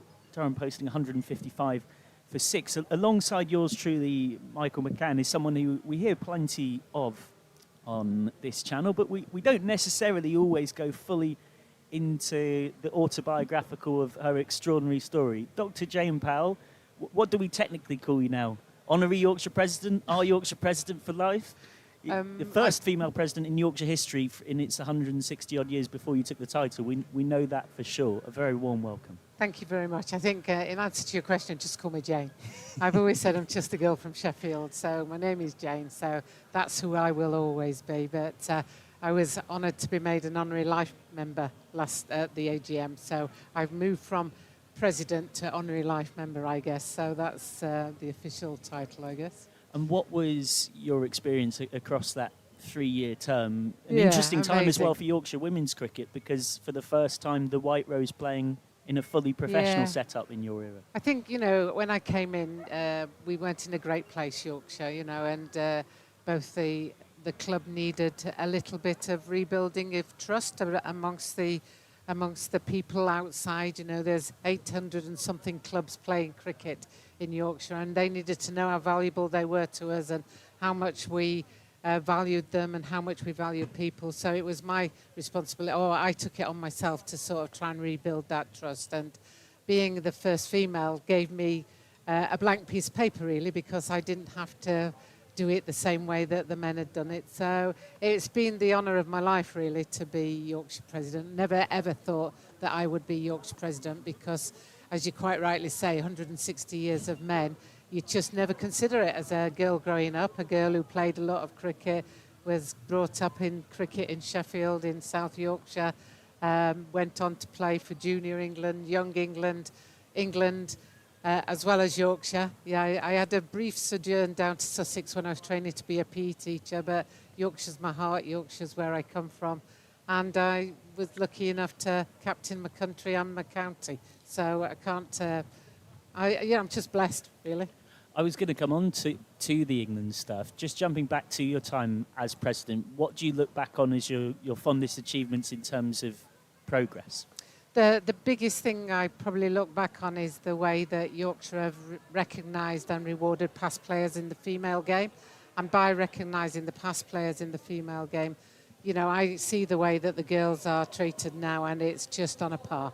Everything's equal, access to the gym, access to the nets, access to the field. You know, I haven't been to another county where the men's and the women's team are treated exactly the same way, and I'm so proud of the way Yorkshire have dealt with the women's game and integrated it within the men's fixtures as well, and it's just been phenomenal.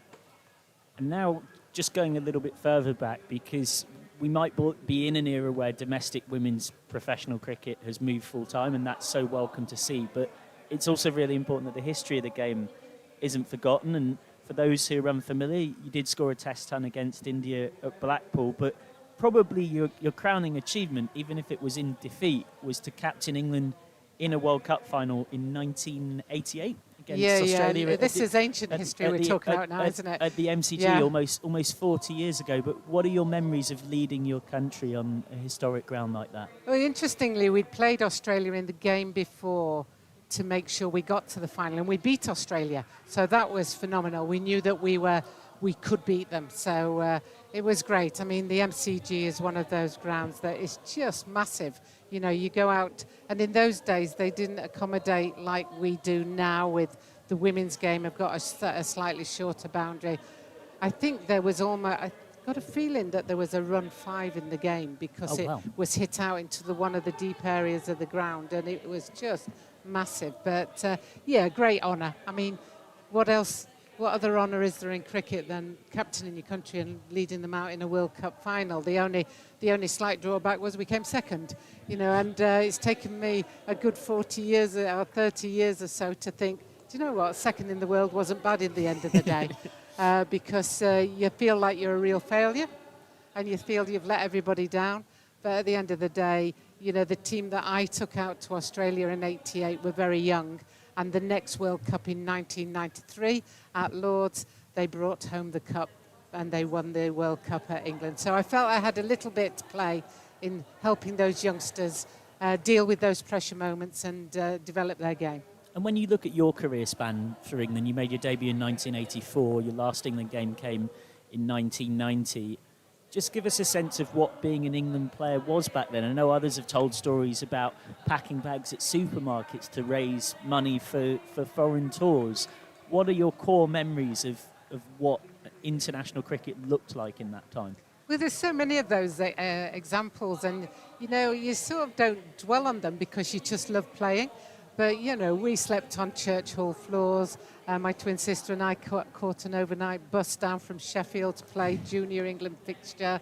You know, all sorts of things like buying my first blazer. My first blazer was £75 and it's in the long room here at Headingley. And you think, oh, that's not too bad. But when I went to Australia in '84, I was told I was picked and I had to pay £300. And I found my a wage slip for that time. I was a full-time teacher as well, and my payment for the month was £280. So that gives you a perspective, more than a month's wages I had to pay to play for England. But I've always said I ban the word sacrifice. It's a choice we make, and I'd make that choice all over again because I just really enjoyed the occasion, and I'd do it at any time. You know, many people would want to put on the Three Lions or the White Rose, and it's a choice we make and choices we stand by. And of course, you were a part of a Yorkshire team that back then in the Women's County Championship was very strong. You won that competition and were runners-up multiple times as well. What are your recollections of that era and some of the great players you played with, some of whom are on the mural outside Headingley at the front when you come in via St Michael's Lane? Yeah, I mean, it was great winning the county championship. We often used to play Surrey in the final, and it's always nice to beat the Surrey team. And the other team that was strong were East Midlands. And, you know, but we used to play that at Cambridge on the university pitches, and we stayed in a caravan park. So the Yorkshire team were in a caravan park. The glamour of playing for Yorkshire in those days. But once again, it was the camaraderie and everything. You know, I mean, there's so many amusing things that, you know, went on at Cambridge, but that stays at Cambridge. You know, it's one of those things, isn't it? You know, one day I will put it down in a book so that everybody can see some of the things. Yeah, because speaking to a few people from that era, it was often played in a week. Yeah. Wasn't it? All the counties met down in Cambridge and spent a week playing each other, and at the end of it, someone would cycle round all the college grounds and then meet up in a public house in the centre of Cambridge where they put together the table, and that's how you'd figure out who'd won the county well, championship. everybody was working, so you couldn't sort of do it throughout a season because you had to have the same team almost. So it was one of those, you took a week's holiday and you went down to Cambridge. It was in the summer school holidays for me, so being a teacher, it was very easy for me because you have those 6 weeks summer holidays. But for others, they took their week's holiday then to go and play that. And pretty much the whole England team, from what I understand, was picked off the basis of that week. Absolutely, that was it. Absolutely. You know, it was all instant in a way. You know, it was like who's scored runs this week, who's taken wickets, who's been the better fielders, etc. And that's how the team was selected. It sounds a bit like wow, but at the same time, you were picking people who were in form or not in form, as the case may be. And looking forward to now, was there even back then a concept or a thought that it could evolve into anywhere near what it is today, almost 4 decades on? Well, you know, I say to the girls now, I say, you're living my dream. These girls who are playing now are living the dream that I had. I would love to have been a professional cricketer. I was also playing hockey for England as well, and so at one stage it was like, oh, wouldn't it be great just to play hockey all winter and cricket all summer, you know, but neither were going to be possible in my time. But, you know, I'm grateful that there was no social media in my time as well, because I think I probably got into a lot of mischief and I got away with it. Well, that brings me on to one thing I was going to ask about the modern player, which is there's many benefits, but there's also a pressure that comes with professionalism. And I've heard others from your era say actually, in some ways, one thing they enjoyed was not having to deal with everything that now comes with being a professional cricketer. Yeah, I often said it was easier to play for England away than it was at home. Because at home you had lots of people telling you what you should do, lots of people thinking that you should have done something differently. Whereas when you were away, you didn't have many people who travelled because travel wasn't so accessible and easy in those days. So it was a lot easier playing away from home. But, you know, just the fact that you didn't have to answer for every misfield. You know, we've seen a couple of misfields today. No doubt somebody who doesn't want to select somebody will replay that misfield and say, look, so this is why they're not picked, because they misfield the ball, you know. Whereas in my day, you didn't see any of that. Well, I feel like this is an ignorant question, but I'm sure it's something that many will have. Were any games shown in your era in the late 80s? The England ones were, yeah. So I've got on a VHS tape the World Cup final, you know, etc. So there are some games that were televised, and obviously Rachel Hayhoe-Flint was a big name who was into the press and media, so she managed to get a few things on tape as well, but so many things weren't. And when you look forward into this more modern era, as we see Yorkshire come out to start their run chase at 156 to win, what would there be from your time playing that you would say to those that weren't around that should be appreciated in terms of how the game has got to where it is? I think just remember that there's lots of people who've gone before you who've given up a lot to keep the game going, to raise the standards, to keep it in the public profile. But fundamentally, love the game and keep loving it. You know, I still love it now. You know, why am I here? Because I love cricket and I love seeing people play, the skills, the techniques, and the teamwork that goes on in an individual sport at times. Well, thank you very much. As always, we love having you as part of our team here at Yorkshire Cricket TV, former England captain and our lifetime honorary president up here, Dr. Jane Powell, as Lauren Winfield-Hill and Erin Thomas head out for the chase. Double change up here in the commentary box. It will be Aaron Viles and Noah Kelly to take you through the first few overs as Yorkshire hunt a first win in 8 and look to overturn an unfortunate recent knack of falling short in run chases. Durham chasing a 4th win in 5 in the Blast this season.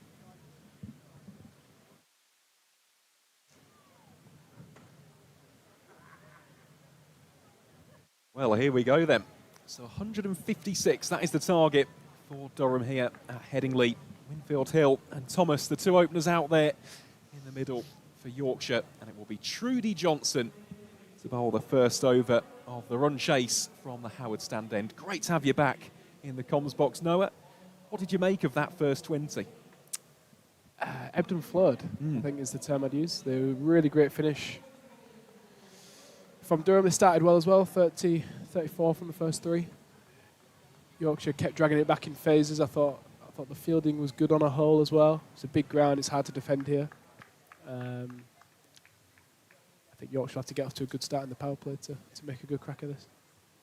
Here we go then, first ball of the reply. It will be a dot ball off the bat of Lauren Winfield Hill. Just to give you an idea of the field here for Trudy Johnson, it is a 5-4 split in favour of the offside. She's got deep backward square and long leg. They're the 2 fielders out on the boundary rope. Also has short mid wickets, mid on, mid off. Catcher in at extra cover, cover points, backward points and third. So Winfield Hill deposits that one through mid-wicket for 4. A glorious way to kick-start the run chase here for the hosts. What a shot, what a piece of timing. Just strays onto the pads of Lauren Winfield Hill and has a hit, looks down and just jogs down to the other end and watches it go for 4. It's an awesome bit of timing to second ball as well. Just shows you the quality of this pitch that Headingley have produced for this double header and the quality of batter that Winfield Hill is. Yeah, wonderful batter is the former England international. How does Johnson respond? Well, responds very tidily indeed. Gets Winfield Hill on the defensive. Yeah, respecting the good balls as well as putting away the bad.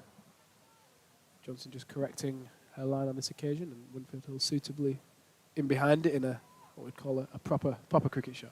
Oh, that is a great way to describe it. It is a proper cricket shot, that. A change of field as fine leg has been brought into the ring, and deep mid wicket has been put in place. So looking to target the stumps, target the pads, and put a fielder where the previous boundary was.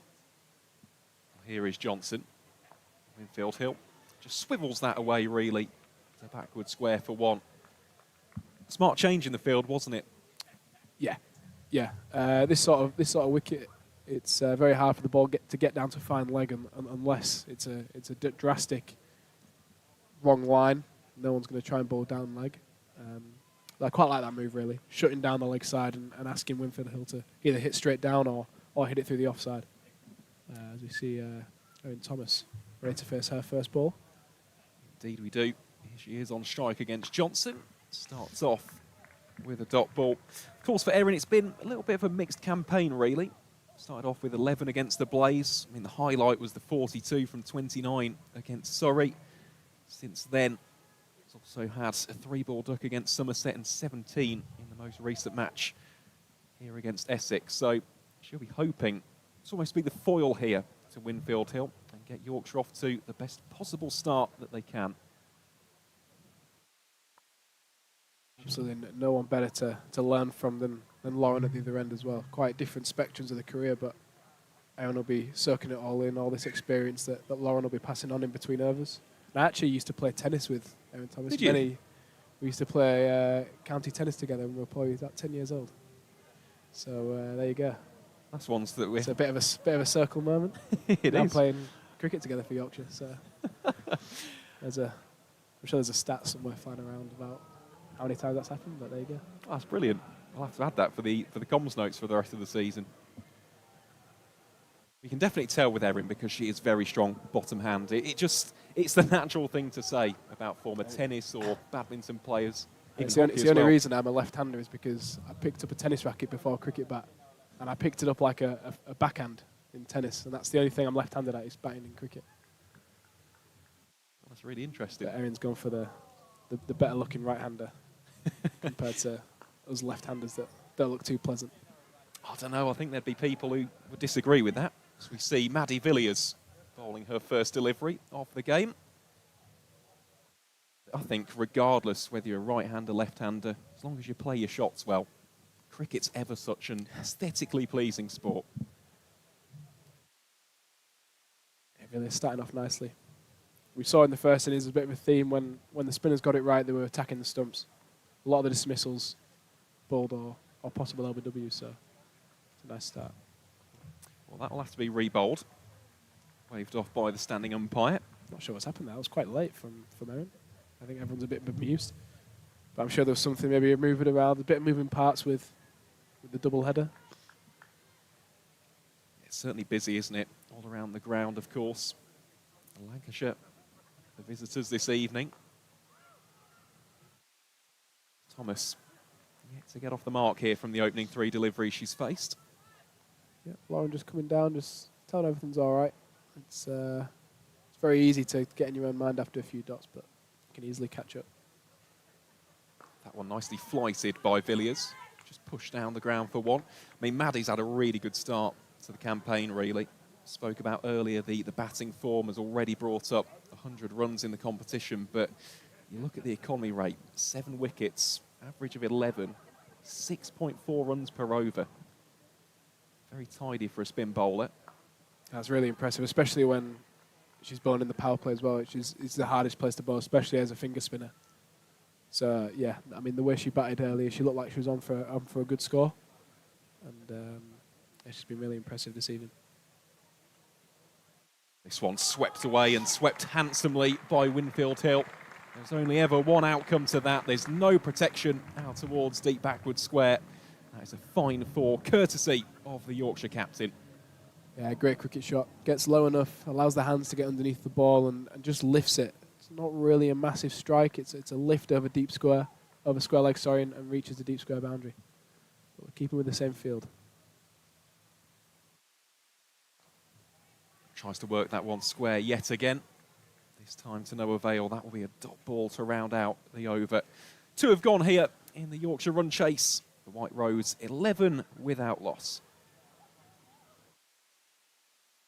Yeah, it's a tidy over. It's similar to the score that Essex posted last week versus Yorkshire, where they fell just 4 short. So, be a nice opportunity. I think all these batters will be thinking it's a good opportunity to put some wrongs right.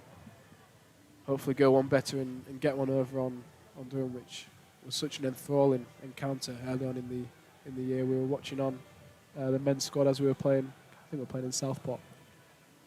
It was an enthralling encounter, and hopefully can go one better today as they start their 3-match series.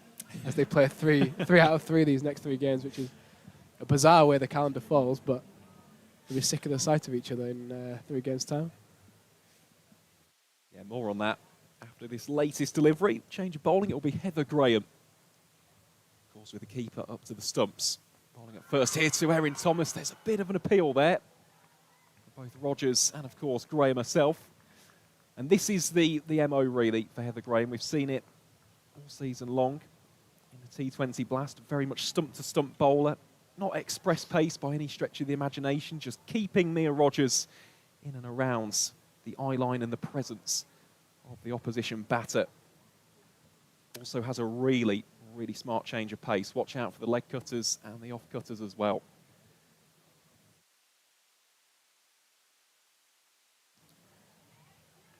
That's pulled away to mid-wicket. It's a fine stop. I think this fashion of bowler is becoming more prominent as T20 cricket is expanding in the world. That sort of change up,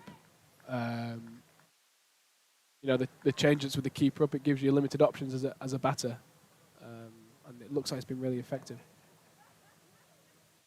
Well, here is Graham once more. Thomas makes some room. It ricochets off the pad there of the keeper Rogers. 2 runs have been scored there as a result. As the umpire signals for the byes. How was that missed? That has missed absolutely everything. I think the keeper was surprised that it didn't hit the bat or the stumps of Erin Thomas. But 2 runs nonetheless. You can see what she's trying to do. Back away. There's no one out on the offside trying to create some room. But Graham using all that experience, following her and following her a little bit too much and just missing that leg stump. It was very tight, wasn't it? Here is Graham again. Thomas this time just lofts that one languidly down the ground for 4. Great response there from the young opener. She moves on to 5 and Yorkshire on to 17 without loss. Great shot. Stood tall on it. Just allowed the ball to come, played it straight, and whatever Lauren said in between the balls there is clearly works. Just, boy said, back yourself, stand tall, hit through the line, and she's done just that. A bit of flourish on that last shot. Here's Graham again to Erin Thomas. This time just looks to muscle it wide of the fielder at mid-on. Been Maddie Villiers. It's a much welcome boundary that as well. Erin's not quite finding a rhythm yet, but that'll give her a nice confidence. Get a nice confidence. Hopefully that kick-starts this partnership, which I think will be very crucial. Certainly will. Plenty of batting, of course, for Yorkshire, but always want to get off to a good start. It's Graham this time to Winfield Hill. She's picked that one up. Hasn't quite got the direction on it, even though it looked very good off the bats. Regardless, though, good running turns it into a 2. Richly applauded by the crowd here at this most iconic of cricketing venues. Yorkshire move on to 20 without loss after 3. Yeah, there's a nice bit of crowd filling up now as the Western Terrace. There's a few pints getting consumed over there. I'm sure they'll stay quiet all evening. And those not enjoying the pints as well, also more than welcome. Yeah, something tells me that the Western Terrace is going to be very heavily populated a little bit later on as the evening progresses. As we see the aforementioned Katie Levick being brought on from the Kirkstall Lane end. You think she's got a massive role here, a massive wicket-taking role in particular in trying to take down the backbone of this Yorkshire innings. Well, here is Levick. First ball, that one rifled away off the back foot by Thomas. Should just be a single, though. That one is fielded by Abby Glenn. Yeah, just to give you the rundown on Katie Levick, just in case you don't know about her storied career so far. Of course, this season was nominated for the T20 Blast Hall of Fame, which just goes to show how profound of an impact she's had, especially in the women's circuit. Here she is to Winfield Hill. That one a proper cricket shot back to the bowler for no run. Of course, she'll be a huge leadership in this team as well. She's one of only 2 players above the age of 30 in the team as well. So that experience, and everyone will be leaning on her throughout this defence. Winfield Hill there, this time off the back foot. Of course, the other important thing, Katie Levick, born in this county, formerly of Yorkshire County Cricket Club. First trialled for the White Rose as an 11-year-old. There you go. Lauren just taking her time here. It's a good start, though, isn't it, from Levick? As a result, Winfield Hill goes a little bit more expansive and is taken. Good catch at mid-on by Abby Glenn. And Katie Levick, well, she has struck very early doors in this, her first over of the game. Yorkshire 21 for 1. And it is the huge wicket, the captain, Winfield Hill. She'll play no further part in this run chase. She has to go for 12. Yeah, gets down the crease, just mistimes it, not able to get it over mid-on. Katie Levick, very flat in her trajectory, gets a lot of skid. Just twisting her hand ever so slightly, and with mid-on in play, you can see what she's trying to do. But unfortunately, the captain has to depart. And it's a huge wicket for Durham. Lauren's been so key in many of our victories over the last couple of years. You see the new batter going to the crease, which her home Yorkshire debut with the bat, Sarah Glenn batting in at 3. Leg spinner to leg spinner. I was just about to say, you beat me to it. Nice little match up there. Well, this is quite the promotion, isn't it, for Sarah Glenn? Coming into in the top order here in the power play. Let's see what she's got first ball. There's a bit of an appeal there from Levick. Felt as though, just from a gut feel, it was sliding down. Judging by the very muted appeal there from the Durham fielders. Nice start. Nice start. As we say, always keeping these stumps in play, Katie. And look to close out this extraordinary 4th over. It has been brilliant, and it shall remain superb as a result of the diving stop at backward point. Just a solitary run conceded from Levick's first 6 deliveries of the game. Yorkshire 21 for 1 after 4. We'll say a fond farewell to Noah Kelly for the time being. And, well, alongside me yet again is the marvellous Maroof Khan. Maroof, 4 overs have gone then. Still got 2 overs remaining in the power play. Who do you think will be the happier of the 2 sides? Because if I was to be asked that question, I'd definitely say Durham. Yeah, absolutely. I think run rate is below 1 run and over at the moment. So I think, clearly Yorkshire have tried to get some runs on the board, but obviously Lauren Redfield getting out to a great catch by Glenn there. Katie Levick, she's been a superstar for years to come, especially with the leg spin. So at this stage, clearly Durham looked to be stronger. Here is Trudy Johnson playing a miss there from Erin Thomas. And I was about to say as well, just before I came on commentary as well, I think the Yorkshire girls would be best to play Katie Levick as well.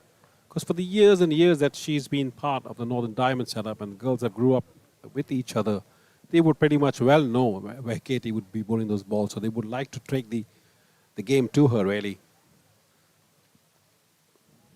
That one down the leg side. Tucked away by Thomas. Well stopped, though, by Grace Thompson. That is a phenomenal stop, that. That is 4 runs definitely saved. She moved so well there, Thompson.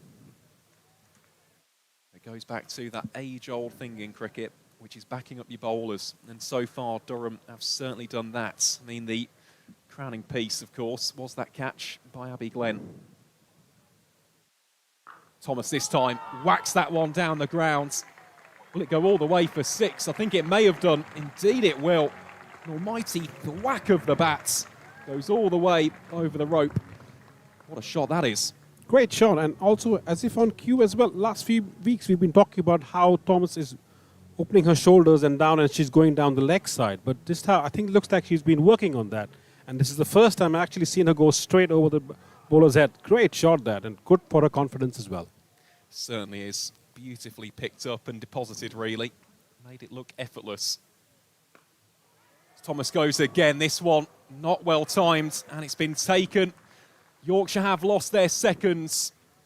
Caught by Maddie Villiers, and Trudy Johnson has her first wickets on the board. Yorkshire now 27 for 2. And well, as a bowler, Maroof, that is quite the response. That is a brave bowling as well. Field was unchanged. Trudy Johnson clearly knows what her plans were. She stuck with the plans. Asked Thomas if she wanted to go back and do it again. Clearly she obliged. The ball didn't come quite up front of the bat. Yeah, she went across this time, as we talked about in the previous shot, and not making good contact. Nice and easy catch. Maddie Delivers would not miss that. Well, into batter 4 now is Jess Jonathan, who has been quite simply spectacular for Yorkshire so far this season. Of course, here in the Blast, scored 52 against the Blaze. Since then, hasn't quite had the same level of success with the bat compared to the ball. But this is a big opportunity alongside Sarah Glenn. Not necessarily to suddenly flip the script on the power play, but just to build a partnership. We said this in the Essex game. Partnership's so crucial in T20 cricket. Just need to build that foundation for the middle overs. Here is Johnson then, bowling to the left-handed Jonathan. You're absolutely right, on cue on that as well. And I say that again because, losing wickets in the power play always hampers your chase, especially when you're chasing a decent target here as well. And anything, and the stats would tell you as well, anything over or under 3 wickets is very difficult. So really time for Yorkshire to build on some kind of a partnership with Jess Johnson and Abby Glenn. Well, Jonathan, that one has been scythed upwards. It's just going to split those 3 fielders on the offside. Spins away for just the single. So the over goes for 7 runs, of course. Another welcome wicket for Durham.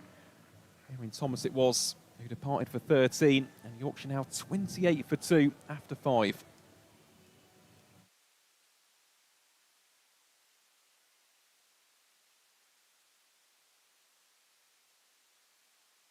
I think our camera people know when I'm on cue that they always show somebody having an ice cream on the screen. And then we should be having a camera in here in the Vertu box as well, com box, showing it to Michael, that where is our ice cream, but somehow that doesn't happen. Something to talk about in our end of year reports. I'm not sure today's really ice cream weather, to be honest. Anyway, it will be a resumption here for Maddie Villiers from the Kirksall Lane end. Bowling up first here to Jess Jonathan. Starts off immediately, bringing leg stump into play. The stereotypical method utilised by spinners against the left-handers. I like that attack as well, but I think, knowing Jess, she will try to go over mid-on for sure. This time goes for a powerful sweep, and that one has been deposited behind square for 4. Well struck by the Australian. Moves Yorkshire into the 30s. Good shot again. I thought she would go above mid-on, but sweep shot is what she likes as well, and she's been informed. Nobody behind square as well, so any good contact on that ball would be 4 runs.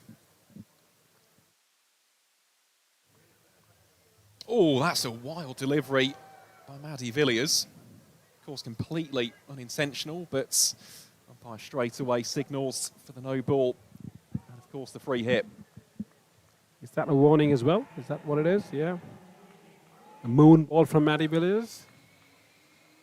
Happens to everybody. Yeah, it's one of those. It's just completely slipped out the fingers. Well, this could be a big moment here for Jess Jonathan early doors. Takes a big swing of the bats. Will just be the one, though, out towards deep mid-wicket. Yeah, she got away with that ball really. It was really in Jess Jonathan's arc, that one. She just had to make sure that she was in shape. Trying to play above mid-on, not really towards the deep mid-wicket. There's already a player there, controlling that boundary. So I guess, nevertheless, 4 runs given. 5 runs, or 6 runs in the last 4 balls. Not too bad. She can still come out of the over quite nicely. Certainly can. Here she is against the right-handed Sarah Glenn. Glenn this time can't quite penetrate the offside. So still the 2 deliveries remaining here in the power play. A reminder for those who may have joined us a little bit later on in the broadcast. Durham were 46 for 1 after their opening 6 overs. As Glenn this time advances. Will it just go over the top? Indeed it will. Racing away down towards deep extra cover, and it will not be cut off. So that is a boundary to kickstart the innings here for Sarah Glenn. She moves on to 4 from 4. Well, that'll give her a nice bit of confidence. Yeah, much needed boundary as well. Flighted ball, uses the feet, just uses the pitching wedge above extra cover. Beautiful shot that. Ball spins across that hard surface as well for 4 runs. So much needed boundary. Certainly is. Here is the final delivery then of the power play. Villiers to Glenn. Targeting that leg stump once more. Played out towards mid-wicket, 4-1. So that'll be the end of the opening 6 overs of the run chase. Yorkshire a 39 for 2. I shall depart for the time being in place of the magnificent Michael McCann, and I'll leave you with some words of wisdom courtesy of Mr. Khan. 39 for 2 at this stage. Whenever Yorkshire's tried to get some runs on board, they happen to bat and lose a wicket. Clearly, the run rate is not way off. Required run rate creeping above 8 runs an over at this stage. But 2 wickets lost in the power play. Even Stevens for me. But it's also impossible to not view what we're watching without the wider context of the season. Yorkshire without a win in 7. In fact, technically without a win in 8 because they had that tie against Durham at Scarborough on the 29th of April. And one of the unfortunate themes for Yorkshire within that has often been chasing unsuccessfully in tight games and losing wickets in clumps. So that might be mentally on Yorkshire's mind. It won't necessarily be on Sarah Glenn's mind because she's on Yorkshire debut. Glenn will get 1 here out to deep cover, and she is the kind of player that can be the difference here. And one of the main reasons why she moved from Blaze to Yorkshire was further batting opportunities higher up the order. Well, Glenn on debut has a great chance to very much prove that point. There's a lot of chat about where exactly she might slot in. And at 3, Jonathan at 4, both are runnable 6. Short and wide, and gets what it deserves. Jonathan punishes the bad ball with a minimum of fuss. Yeah, not a good ball really. Dropped in really short. Enough time for Jonathan to just go on the rock on the back foot. Timed the ball well. Beats the cover fielder. The ball flies through us. Good effort there as well at the boundary line, but 4 runs nevertheless. Yeah, on this outfield, the ball was always winning. Better length from Turner. The 1. Required run rate very much by no means unmanageable for Yorkshire, and The general consensus, not entirely dissimilarly to the Essex game here last Friday, is that Durham might feel at 155 they're at par or risking being slightly undercooked. But this is a Durham side who've been highly effective with ball in hand this season. The Yorkshire team that haven't chased quite as they would like. Glenn just guides this off the outside half for one more. Yeah, and I think Durham are aware of that. And as we always say, they have runs on the board, really. So, no, Yorkshire are also circumspect at this stage because, as you rightly mentioned about the mid-innings collapses that we've seen in the last few games. Important that a partnership starts brewing. 19 runs at this point, not bad.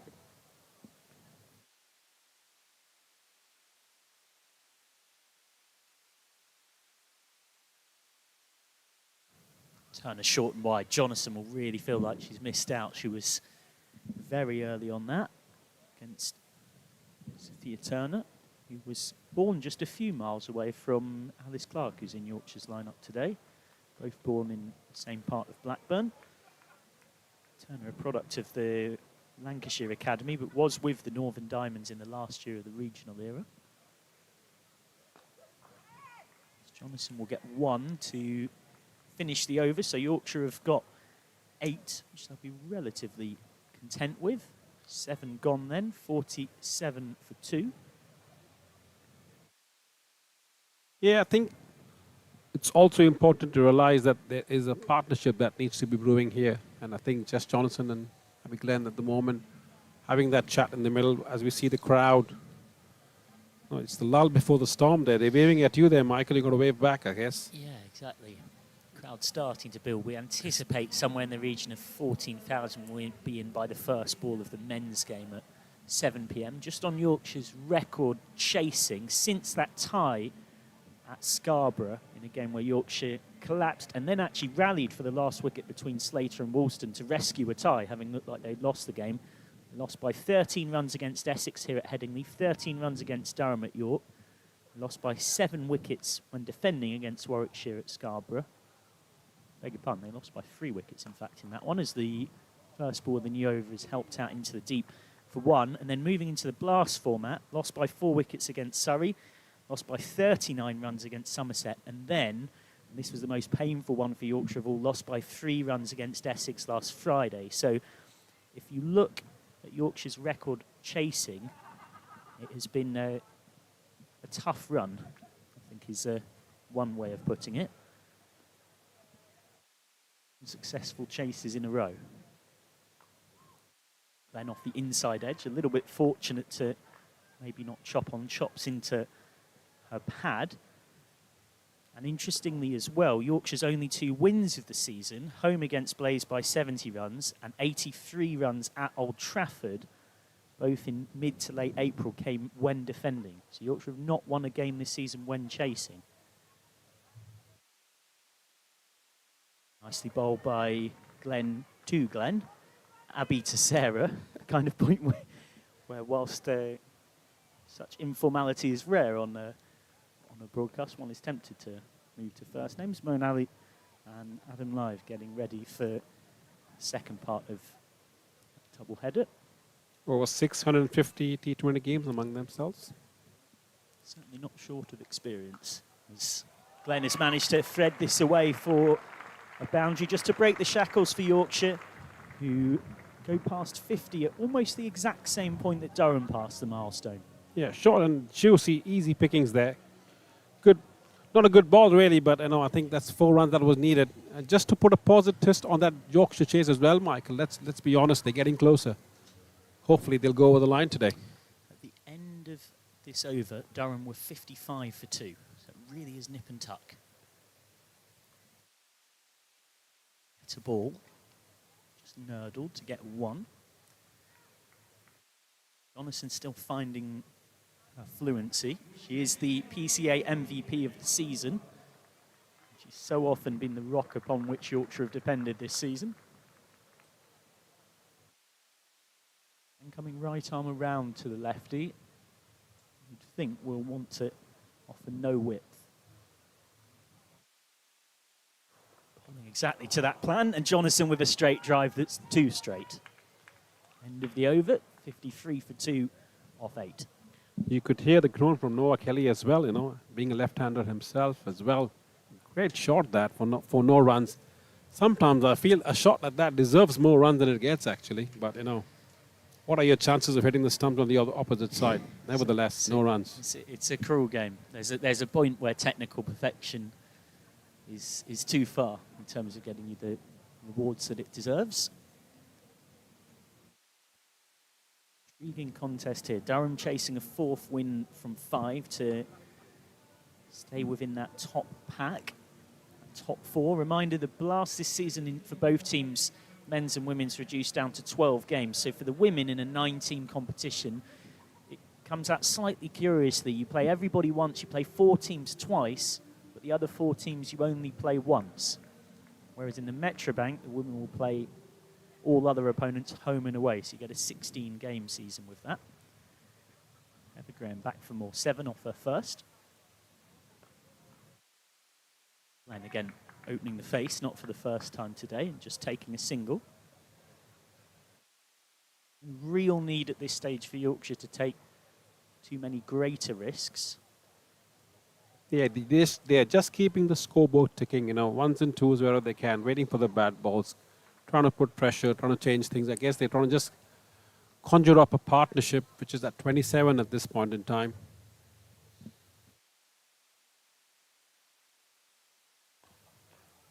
Straight at extra cover from Jonathan, who is a runnable 13.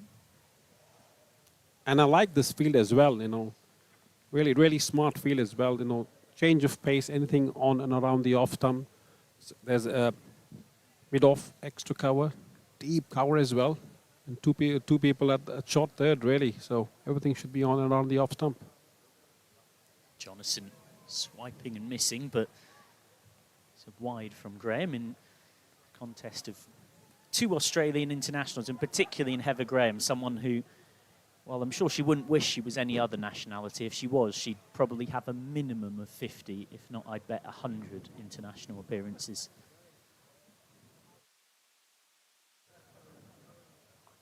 That short just helped around the corner. Help yourself for Jonathan, who's not going to miss out on that from Graham. Yorkshire get the pressure release of the boundary. Yeah, 2 bad balls, really. The first wide as well. Had Johnson got anything on that ball, would have been 4 runs. Nevertheless, a wide. Clearly, that's not the plan in terms of what the field is suggesting. So, Graham needs to come back to line on off stump or just outside.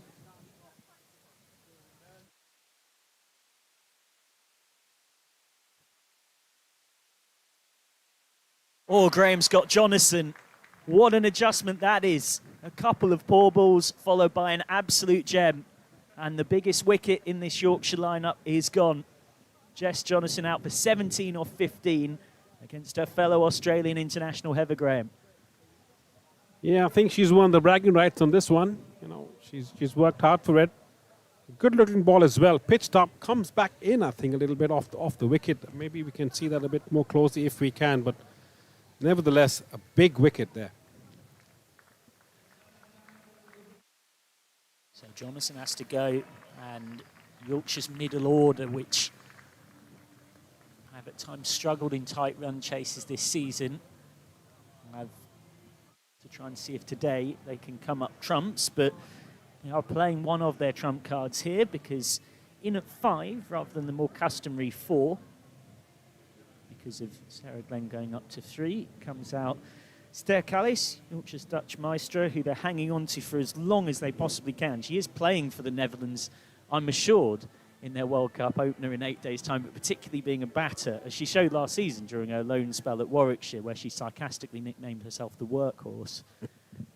She likes to play as much cricket as she possibly can. That's turned around the corner by Callis, who's instantly off the mark. Yeah, I think, not many games left from Stair as well. So I guess hopefully she would like to leave a mark off as well, get that confidence into the World Cup fixtures as well. So I think it'll be good for her. Coming at number 5, looks like a stronger batting order from Yorkshire's perspective as well. Interesting stage of the game.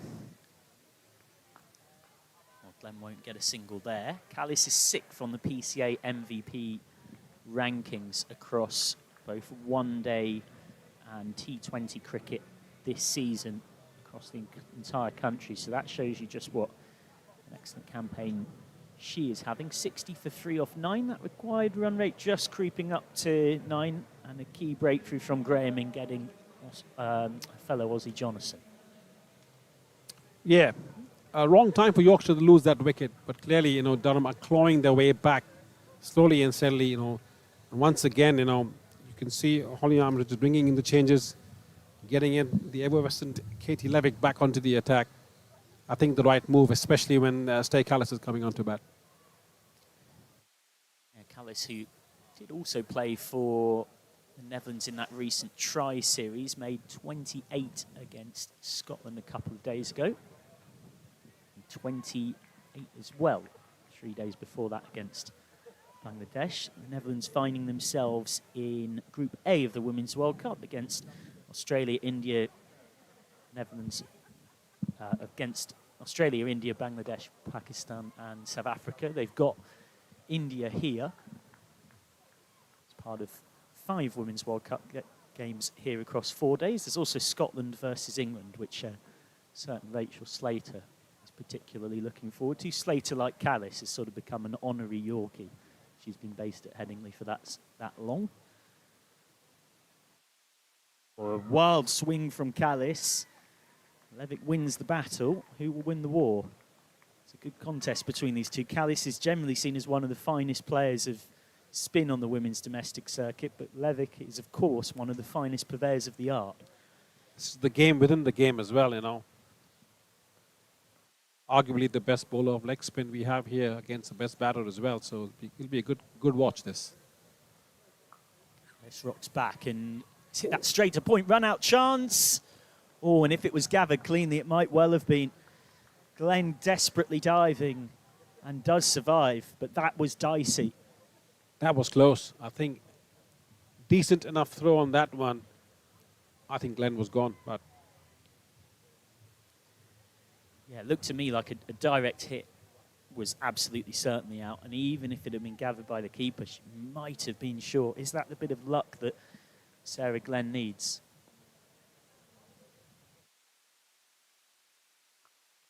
Lovely from Levick again, who's getting turn and bounce off a pitch that isn't always easy to bowl spin on. We saw Moeen Ali in shot a few overs ago, who was saying that to me after the men's game last Sunday. It's not an easy track to be a spinner on, but Levick's certainly making the ball talk here. Good stop at short third, keeps it to a single, and Levick has conceded just 2 from that over.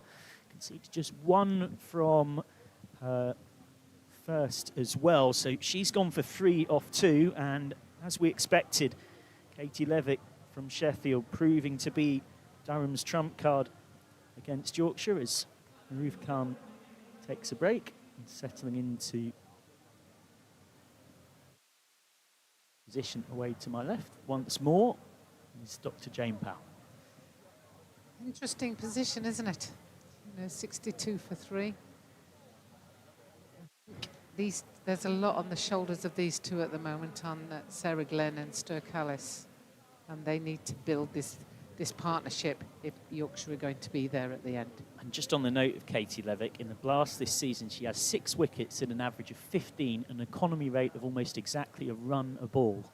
So Yorkshire are by no means the only team who found it tough to get away. As Graham continues, she got Jonathan in her last over, but this time she's thumped inside out by Glenn. Intelligent shot, great use of the wrists as well to access that gap. It's very interesting, the women's game, because spin bowlers seem to have a dominance because there's so little pace on the ball. The minute you put a little bit of pace on the ball, Sarah Glenn's able to use that pace and just help it really over that inner ring, and that's a good shot from her.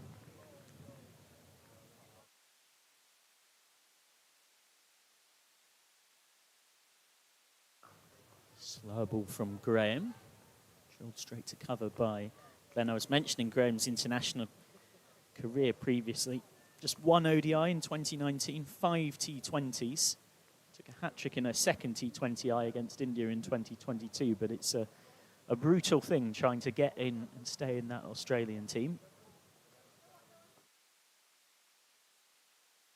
Also played a couple of seasons for Blaze, part of their Charlotte Edwards Cup winning team in 2024. That's whipped into the onside, but it's Turner bowling this over. Do beg your pardon. It's Turner who's come on in place of Graham. I wonder if those 2 overs from Graham are being saved for the death. And the other big question for Durham is, when does Levick bowl her next 2? Do you bowl her out, get her through now? Are you trying to get that required run rate up past 10s, or are you holding Levick back? Questions for Durham to ponder. Matthew Revis gets ready for later on. Opens the shoulders and might have gone, or it might be 6. It's out. It's caught. Really well judged catch out there. And Sophia Turner gets the breakthrough, 67 for 4. And Ster Callis, right before heading off to play for the Netherlands in the World Cup, perishes for 2. She'll be disappointed with that. She did get the full swing of the bat there, but just didn't have the... It's almost like she didn't finish her follow through, and as a result, it didn't go as far as it needed to. But a good catch there down on that deep long on boundary. You know, I have a theory about women's cricket that really check drives work against the women because they don't have the punching, the upper body strength that men have, and you need to let the bat come all the way through, a full follow through, and if you half check it, then it just doesn't travel as far as it needs to. Half, you know, a yard further, and that would have been over the top of their head. But well bowled by Turner, and a good catch down there. Yeah, taken by Abby Glenn, who made sure she was well aware of the rope. It's something that, of course, fielders practice all too often these days. Out comes Maddie Ward. Look out for the sweeps and the reverse sweeps from the youngster. Gets first up a really well-disguised leg cutter from Graham. Ward, who got 22 off 16 against Somerset, and then 19 off 24 against Essex. And those 2 scores back-to-back represent 2 of her better innings this season. That 22 against Somerset, her high score in the 12 games that she's played in the middle order. She can't get off the mark there, though, so 67 for 4 off 11, and 2 overs in a row that have brought wickets for Durham to make Yorkshire's life tough in this chase. The required run rate starting to steeple quite a bit, up towards and past 9, in fact towards 10, after a few more thoughts from Dr. Jane Powell. She'll be joined by Aaron Viles. Yeah, it's always interesting to look at DLS, not because there's going to be any rain, but it gives you an indication of where a team should be on the run chase, and DLS stands at 84 at the moment, which would suggest that Yorkshire are falling behind the required runs that are needed at this stage. It's interesting that we still say Maddie Ward, the youngster, because she seems to have been around forever, and yet she's only 21. Yep. Here is Levick then, bowling to Sarah Glenn. Yeah, so Michael was asking when you would bowl Levick, and obviously Levick is on now, so they're looking to completely break the back of Yorkshire here by bowling Levick at this time. Well, she has been phenomenal so far. Glenn, that was premeditated. It doesn't matter. It skidded straight through. She has been castled for 19. And Katie Levick continues to work her spellbinding magic here at Headingley. Yeah, Yorkshire now 5 down. I'm sure we'll see on this replay. I think there was a little bit of turn on that one from Katie Levick. Just went through it, pitched on leg stump, maybe just outside, and hit middle stump. And that's all you need. I think sometimes you think it has to turn a lot more than that. And it's the one that doesn't turn quite so much is often picks up the ball, because the one that turns a lot turns and misses the stumps, whereas that one was just perfect. Great ball from Katie Levick. Certainly is. Well, coming into bat now for Yorkshire, making her debut for the White Rose as opposed to the Red Rose. It will be Alice Clark, Southport batter, so left-hander, alongside Maddie Ward. I mean, this now beginning to get very, very difficult for the home side, and you've got to rate the captaincy as well, haven't you, Jane? Because Holly Armitage could have been a little bit conservative with Katie Levick. Instead, she's gone, you know what? put us on the front foot.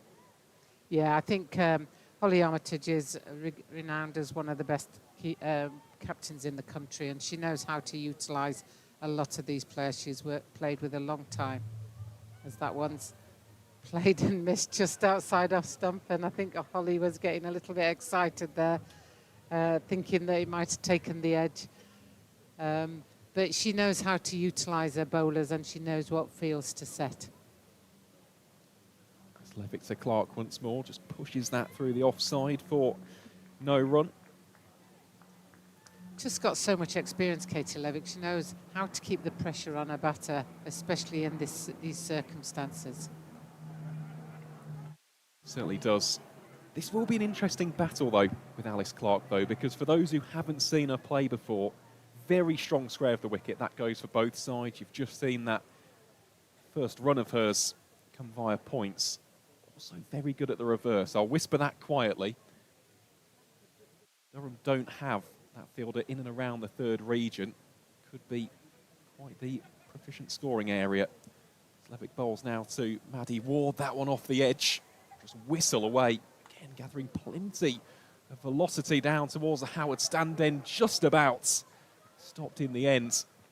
It will be 2 runs to add to the tally for the White Rose. It's yet another marvellous over from Katie Levick. Just 3 runs, and of course the huge wicket of Sarah Glenn.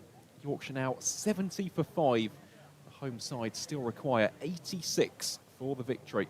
Yeah, it's looking very uphill against the wind at the moment, isn't it? You know, it's one of those run chasers that if we don't make amends with a couple of big overs now, it's looking like this game is going to Durham. Well, I must say it's been an inspired spell, hasn't it, from Katie Levick. 2 for 6 from 3 overs. Yeah, she's bowled extremely well. And she loves playing at Headingley. You know, she's played here for so many years that she loves the opportunity to play here. And, you know, it'll feel like a home pitch for her, even though she's playing for Durham, because she so likes coming down the hill. Well, here is Abby Glenn. Bowling to Clark. Just drifts down the leg side. You can see Clark there, the batter, just posing the question. Yeah, you can see Clark looking there as if to say, wasn't that a wide? But no, nothing given. It must have caught something as it went through.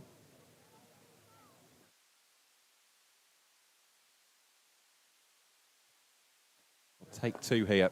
That one played rather comfortably by the left-hander, just for the single. Again, though, Jane, it comes down to a lack of partnerships today. Just looking at the fall of wickets, we saw Winfield Hill and Erin Thomas put on 21 in the power play. Since then, partnerships of 6, a good one of 30 between Sarah Glenn and Jess Jonathan. Since then, I've seen a partnership of 8 and, well, a partnership of 3. So wickets have been coming in regular clumps. Yeah, Maddie Ward and plays probably that for 1. too many dot balls. You know, if you think about it, you've got 20 overs, you've got 120 balls. You hit a single off every ball, you're close to the final target. Then you only need 2 or 3 boundaries, or a boundary every over, and you've walked it, haven't you? Yep. And I think too often we're looking for big shots all the time rather than just rotating the strike. That one very full. Dug out well by Clark. You know, even on that one, it wasn't a bad shot, but there was it wasn't a run-scoring shot. You know, you could have just actually just tapped it or just stopped it into that short cover area, and they're both quick enough to come through for the single. Put pressure on the fielders. Boundaries have been drying up rather quickly here, and right on cue, this could be a boundary, although the fielder out at deep backward square has raced along there. I think it's Emily Windsor. Indeed it is, the fielder in that position. I think what you said about Holly Armitage is she knows the angles of this ground as well, and they've fielded very well in the outfield. You know, they've been very quick, they've got down low to the ball, and they've thrown the ball well. You know, and that's all you can ask of your outfielders, your cover fielders, is to just leg it as quick as you can, really, and get behind it. Most definitely, that one has been picked up very nicely, flicked away, but yet again, well, Windsor was there. This time, It's spun past her, so that will be a desperately needed boundary to round out the 13th over. Yorkshire now 78 for 5.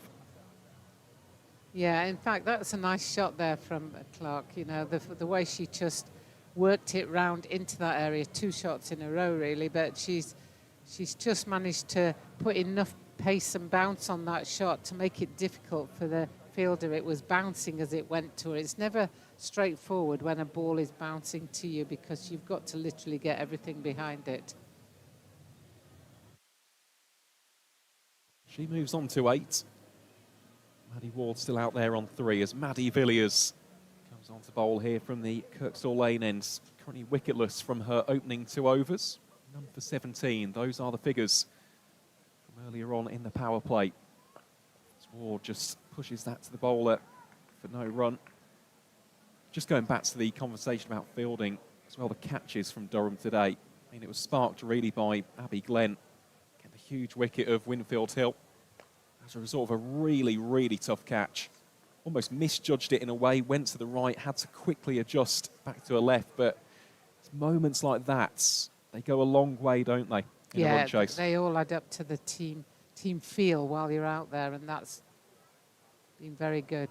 Oh, that's a very good shot, courtesy of Maddie Ward. And, well, she knew it was a 4.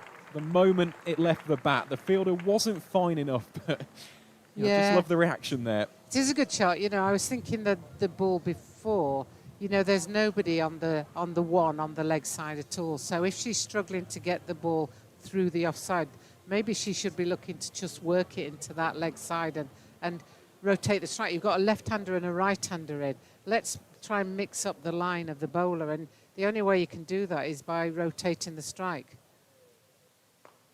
It's a better shot down the ground. Certainly is. Nice shot that. Connected down towards Sophia Turner. Of course here though, if we are to look into the wonderful world of T20 matchups, I mean, Villiers now will be probably licking her lips at the prospect of bowling to a left-hander, although, as I said, Clark is pretty good at playing spin. This time goes for the conventional sweep around the corner. Will not score the run. I said the other thing as well, and I do wonder if she'll target this area. Just seen a look out towards deep backward square. If she can tickle it fine, the reverse is an option here. It is an option. Instead goes for the conventional sweep again, and it just beats the effort of the fielder. In the end, Trudy Johnson diving over the top of the ball, goalkeeper style. That will round out a much better over for the White Rose. It goes for 9 runs. Yorkshire 87 for 5 after 14. Yeah, much better over from a Yorkshire perspective, and they've got to keep going really, just to try and get it as close as they take it as deep as they can, and just hope for the best. Hope that people do keep diving over it. Hope for misfields. In the last 2 overs, we've had a misfield down up at the Kirkstall Lane end, and we've had a dive over it down to the Howard stand. You know, and those sort of things, once you start to build a little bit of pressure, start to happen in the field, because I think the fielding has singled out Durham as being better today.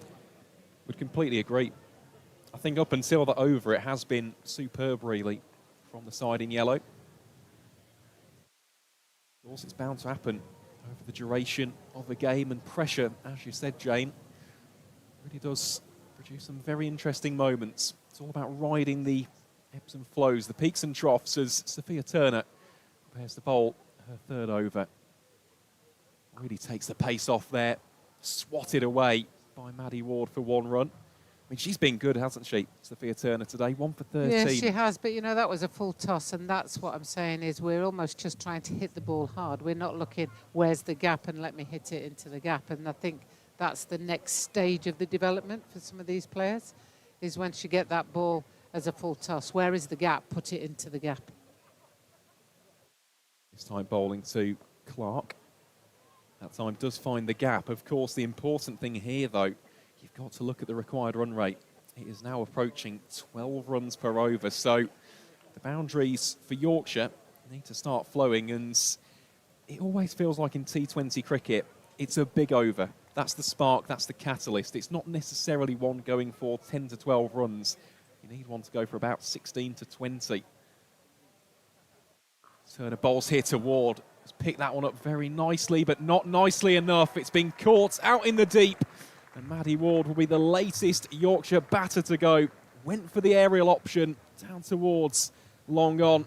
And in the end, Sophia Turner has got her second wicket of the game. Yorkshire now 89 for 6. And a real spot of bother. Sorry, Aaron. This is almost identical to the Sturkallis dismissal in the same area, similar shot, and just did not get the bat speed on it. She struck it lovely. You know, it was middled it, but if you look, a bat finishes without that full follow through, and it's just another yard, and that would have gone. Just another yard. It's nothing. It's like little things are going to make a big difference for a lot of these players. It's not big things they've got to work on, it's just little things, and that'll make a big difference. Rebecca Duckworth will be the latest Yorkshire batter into the affray. Of course, another one, formerly of Lancashire, so... Yeah, normally a top-order batter as well, so coming in at number 8 is a very different batting position for Rebecca Duckworth. So she can handle the bat and she can score some runs, and it's just a question of can she find the gaps. Here is Turner. I mean, she'll be confident. That one played on the cut by Duckworth for 1. Yeah, just going back to that previous shot, I think that was a textbook example of what you were mentioning, because there wasn't that full swing. It was stopped, wasn't it? It was checked. Yeah, and what I always say is if you're going to check the bat, you're actually decelerating the bat. So in order to stop it there, it's got to be decelerating. You need to accelerate it, as that's played outside off, and there's a dot ball there. Just going back to this over in isolation. Both teams really has been brilliant from Turner. The wicket and 3 runs conceded. Of course, as a bowler, though, he wants to round it out strong. That one slightly spliced away off the edge, half stopped. Yeah, could be 2 here if they turn and go. And it will be 2. Well converted in the end off the slight misfield there from Katie Levick. So indeed it will be a couple to round out the 15th. Yorkshire 92 for 6. The home side require 64 from the final 30 balls for the victory.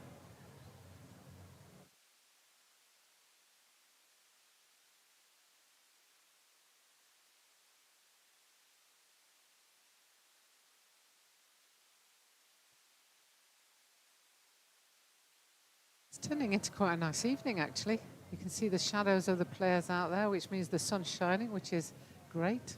You know, I'm looking forward to... I look forward to this game, but I'm also looking forward to the later game when Yorkshire take on Lancashire, the Wars of the Roses, 1485. Richard III was killed. Do you know all your history, guys? Battle of the Wars of the Roses. I do actually know it quite well, as a result of the Kingmaker, who was the Earl of Warwick. August 22nd, 1485.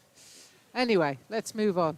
Yeah, it's Maddie Villiers bowling here to Rebecca Duckworth, and he's met down the track for a single. Just to provide you with a little bit of an update as well from the other games taking place in the Vitality T20 Blast today. Surrey have beaten Essex at the Oval. They've won that game by 5 wickets. Also appears as though the Blaze are going to continue their hot streak in the competition as well. Warwickshire require 16 in the final over. Villiers here at Headingley gives that a little bit of flight, loops it into the left-handed Clark. It'll just be a 1. Yeah, I mean, Villiers has not bowled badly, but she's not bowled as well as I've seen her bowled today. You know, she's been a little bit varied in length.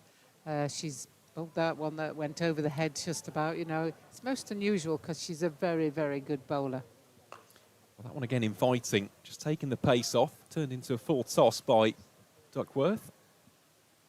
But even so, I mean, even though we'd probably class this as a bit of an off day, which is crazy to think because she's not even been going at 8 runs and over, but the likes of Levick, Turner, they have certainly turned up to the party here. So it's not been the end of the world here for Villiers and Durham. It's this time Clark goes on the reverse. Yeah, I mean, Durham have got a very strong bowling lineup. I think Heather Graham is probably one of the most underestimated players in women's cricket. You know, she continually will come out, get wickets. I've watched her at Western Australia and ACT, you know, and she's just a top player.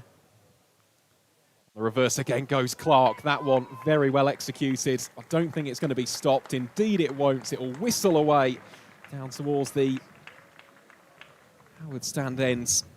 Yorkshire now move on to 99 and, well, there we go. You can see Clark was trying that shot, maybe not as close to the keeper's boot as that one went in the end, but I think it's a smart shot.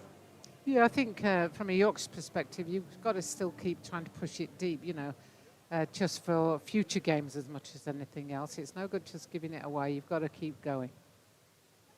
Goes on the reverse again and misfoots the fielder.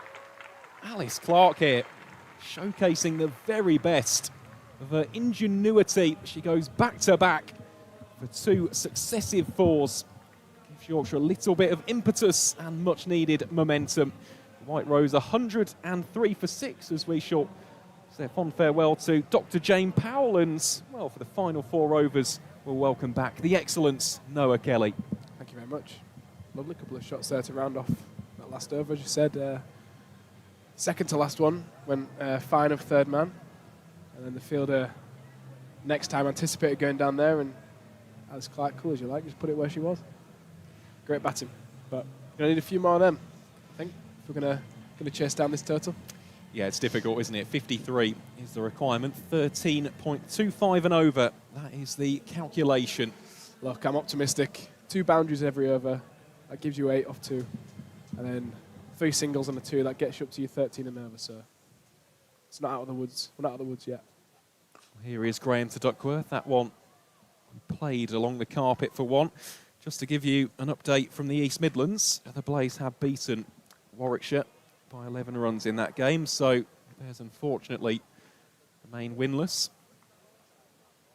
So 2 big results there for teams towards the top of the table. Of course, Surrey were at the top of the table before today's game. Will remain that way as Heather Graham was here too. Alice Clark and heaved away in front of square for what will just be a single. As for the Blaze, of course, who were in 5th place just behind Durham, that will also be a vital 4 points, because towards the top of the tree it is getting very, very tight indeed. So we look very strong. Another win today.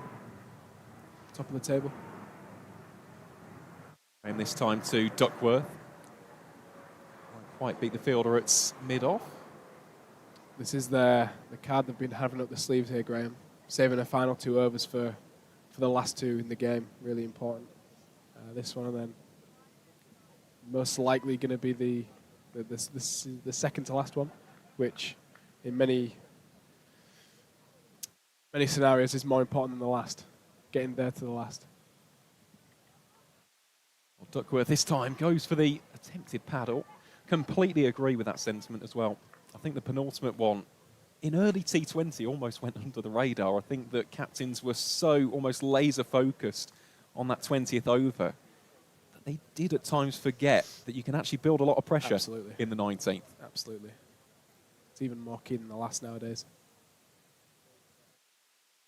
That one has just been turned very fine, and in fact I think it may be signalled as wide, so welcome runs here as far as Yorkshire are concerned, and a rare losing of the radar there from Heather Graham. Absolute gift from Heather Graham. She's gone for the straight Yorker, just missed a line. They're always tough as a keeper then when they're going through foot high. Very hard to get down and stop them, so yeah, a bit of a gift there. Might just 2 balls left. 7 from the over already. Got to find the boundary rope in at least one of these 2 deliveries from a Yorkshire point of view. Yet again, Duckworth. Will she beat the fielder? Yes, she will. It's another misfield from Durham. Seen a few just creep in towards the latter stages of this innings. And in the end, the enterprise from Rebecca Duckworth results in the 4. Fantastic innovation. She spotted the gap, realised Graham was going at the stumps, gets out of the way. I think the key with that show is keeping her head still. She's not trying to hit the ball, she's just letting it guide onto the bat, and beats diving Katie Levick at short fine, and turns a bit of a slow over into a good one on these last 2 deliveries. Well, goes yet again, but this time has had the stumps rearranged. So Duckworth goes. It was an entertaining 8 with regards to the attempts at the paddle and the successful one on the previous delivery. Heather Graham, the ever-reliable Aussie, gets her revenge and gets it in sumptuous style. Middle stump rock back, and that will be a wicket to round out the 17th. Yorkshire 114 for 7. Well, Heather Graham, she has bowled very well today. Came off the bat of Rebecca Duckworth there. Pretty unlucky to ricochet that onto the stumps, but as we saw there, it was a quicker delivery of the over. And yeah, a big wicket. You can see what Rebecca Duckworth was trying to do. There was no field change, and she just hit the previous one for 4, so why not go for it again? It's come to that stage where you've got to take them risks. Going 2 from 2 is what's needed at this stage, as there's no let-off for the Yorkshire batters, as Katie Levick is being brought back on from the Kirkstall Lane end. And Blackwell is the incoming batter, as Michael McCann joins me back in the commentary box. Yeah, thanks, Noah. Ines Blackwell certainly, when she gets it right, can hit a long ball. She pulled Lauren Filer, current England international, for 6 in this fixture in the tie against Durham at Scarbados on the 29th of April. But she's generally, albeit as I say that, known as a bit more of a builder of an innings, and that's why when it's come to the plus, she's been touched further down the order. It's Levick. 3 overs, 6 for 2 so far with her wizardry, and that's more of it. There is, of course, one irony in this, the Diamonds Derby, as I coined it first time around, that it is Levick, 34 years old, who until last year had played all of her cricket in her career for Yorkshire or Yorkshire-based teams. Who's one of the players doing the damage the most. But speaking of regional rivalries, a positive for Yorkshire is that their recently loaned Alice Clark from Lancashire is having a solid debut. She's batted really nicely, particularly against spin, using the reverse sweeps.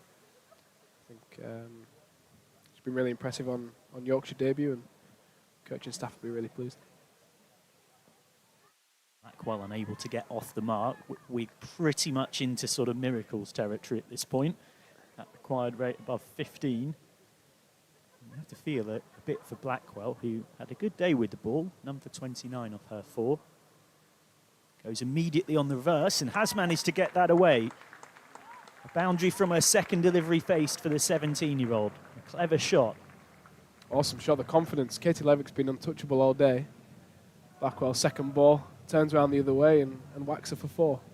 That's a real shot of confidence. That's innovative, it's brave, and good signs for Blackwell and for the future. Yeah, there's a lot to like about her. Only turned 17 on the 30th of May, Ness Blackwell. She's going back this time and finding deep cover. So 1 ball left of Levick's spell, 2 for 12 off her 3.5. Last season in the Blast, 21 wickets. She's already taken 8 this time around. She's in the T20 Blast Hall of Fame as well. Didn't even leave Yorkshire for uni, went to Sheffield Hallam, but joined Durham in the reshuffle last year. This time Clark on the reverse, that'll be a single. That'll be the end of the over. So Yorkshire have got 7, but it's a long way from what they need. 121 for 7 then. Just the 2 overs left of this one to Yorkshire, for Yorkshire to try and do something quite extraordinary. And maybe some of the superheroes in that shot would fancy the run chase with the required run rate where it is. I'd like to see the state of that white suit by the end of proceedings this evening. There might be a few licorice all sorts consumed. Yeah, a few beverages thrown if Yorkshire get off to a good start or we win. But the crowd is starting to fill in. You hear a bit of the noise. The voice of Yorkshire batter Noah Kelly, sadly consigned to the sidelines at the moment thanks to an unfortunate injury running between the wickets. But Yorkshire's men up against Lancashire. 3 wins from 4 so far for the home side in the men's competition as they chase first finals day since 2022. As for the women, Yorkshire looking set to end up 0 from 5 here. Durham well placed to make it 4 wins from 5. Heather Graham to close out the final over of this game from the Howard stand end. Clark will get 1. Final over from the Howard stand end, not. Apologies. No, that's all right. thought I was seeing We things. get plenty wrong, but occasionally we get it right up here. Nah, you never get it wrong, mate. Not at all. Absolute nonsense. 34 to get from 11. Graham is an experienced pro. He's been in this kind of position many, many times, the 30-year-old. Yeah, everyone up on the offside. 5 in the ring on the offside and 4 out on the leg. Seen her do this for Blaze a lot in the last couple of seasons. It's a plan that doesn't win points for subtlety, but Wonder where she's going to bowl. it's worked. Yeah, exactly. It's worked very well for her. I mean, when it comes to this stage and you need the boundaries and possibly the sixes, they do tend to come more towards the leg side, so I can completely understand what she's going with. Yeah, she likes to fire it in at the pads and basically say, if you're good enough to hit it over one of my 4 sweepers or between them, then fair play to you. Reminder that these teams meet again in just a few days' time at Chester the Street in a T20 on the 9th, and then they meet in the One Day Cup on the 17th. Durham have also got a trip to face Essex at Chelmsford in the One Days on the 13th. We're almost through this block of the T20 Blast, which will come back a bit later. Swung away by Clark, who will get 1. This is game 5 for Great both running. of these teams. Oh, they've got back for 2. I beg your pardon. Great bit of running. Saw a slight misfield and straight away as a run, as we see Will Luxton trotting back to the changing rooms as he's been preparing inside for the Blast game. Yeah, to continue a theme of the fancy dress we saw a few balls ago, it's sort of Avengers Assemble as the cast of this evening's proceedings get ready. Wonder what Avenger he'd be. My word. In terms of the afternoon's proceedings, there's no doubt it's Durham that's been on top. Worth saying, if you're curious about the Roses fixtures, there is a Roses Blast double header in the other direction at Old Trafford coming up in early July, and there's 2 Roses home women's games for Yorkshire soon. Clark will get 1 here. There's a women's T20 on Wednesday, the 1st of July, a date for your diaries. That's around when the Blast returns. As again, more good running brings a couple. And then these sides also meet in the Metrobank One Day Cup, Yorkshire's final home game of the season for the women. That's on the 12th of September. That will be a great occasion. The first ever 50-over meeting of the Red Rose and the White Rose in the professional era of women's cricket. So a couple of dates to mark. The 1st of July for the Home Roses T20 with the women at York, and the 12th of September for the 50-over game, as Graham has got Clark with 1 that's nipped back. It's a lovely debut for Clark, 32 off 25, but Heather Graham again showing her class, and it's fitting that she finishes a brilliant spell with a brilliant delivery. 3 for the Aussie, 127 for 8. Yeah, she's been awesome today, hasn't she, Graham? Bowled with real control. Not rare that she's missed the stumps. That one again with a quicker ball, and I believe the quickest of a spell, 63.5 mile an hour. Just beats Clark for pace there. She tries to back away and carve away, but she's been awesome as well, Clark. Real great debut, and positive as we believe Yorkshire have got for the full season. Yeah, you're At their disposal. on loan for the rest of the season, Alice Clark from Yorkshire. You would assume, and it tends to be the case with these loans, that's been done with Yorkshire having the intention to possibly look at signing her permanently. It's something they did similarly with Hannah Rainey last season, coming on loan initially from Lancashire. And you've always done well as a Lancastrian if you've got a good ovation walking off at Headingley, and that's exactly what Clark did there. 32 off 26, coming in a very difficult time in the chase. As immediately onto the reverses, Blackwell from the first ball of the last. She's been joined by Claudie Cooper. Yorkshire will unfortunately look back at another run chase that's been characterised by losing wickets in clumps, but if I had to pick a key period, it would probably be the 3 lost for 8. Jonathan, Callis and Glenn out in the space of 16 balls. Yorkshire never quite really fully recovered from that. That's straight at deep mid-wicket from Blackwell. I think of 2. They are going to come back. It looks, well, they've made it home. They have made it home. I take back everything I said. I must say, I thought that was a little more dangerous than it proved. It did look a bit touch and go, but this stage, you're trying to get as many runs as you can, try and get the net run rate down. Now the win's out of possibility, but the net run rate could count for something in the future, so still stuff to play for. Blackwell out. This time is an area where they might get to a little more easy, or maybe not. Well, Blackwell has again scampered home. So Blackwell into double figures on 10 off 7. I think the fielding from Durham's been exceptional as well. You know, the catches down at long on, they've made catches look easy. They look like a real strong unit. Not many throws have been away from the keeper on the one bounce. There's been a lot to like about It's been a really, Durham with the ball. really in the field. uniformed outfit. Spoke to a few at Surrey. They played Surrey in game 2. They only got 102 all out on a deck that was about 160 par, and Surrey only got it 8 down with 8 balls to spare as Blackwell goes down the ground.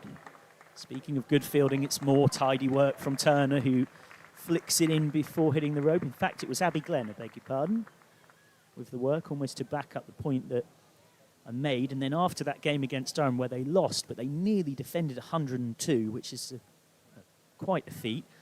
They then rolled Warwickshire for 113 all out. They bowled Blaze out for 153 on a very good batting track as well in victory.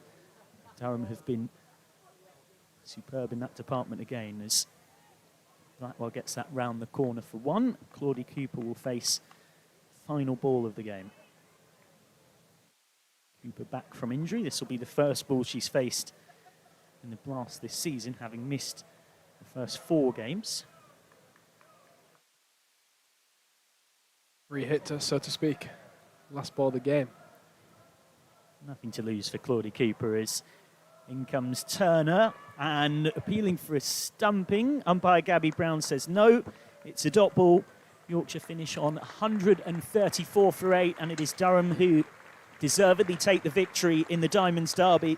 4 wins from 5 for Durham, 8 losses in a row for Yorkshire across all competitions. The White Rose none from 5 in the T20s, and left once again Ruin coming up short in the run chase. It is Durham who claim victory, and it's hard to deny on the balance of things the more deserving side. Heather Graham excellent with 3 for 31. Katie Levitt, the wizard herself, with 2 for 13, 2 for 18 for Turner as well.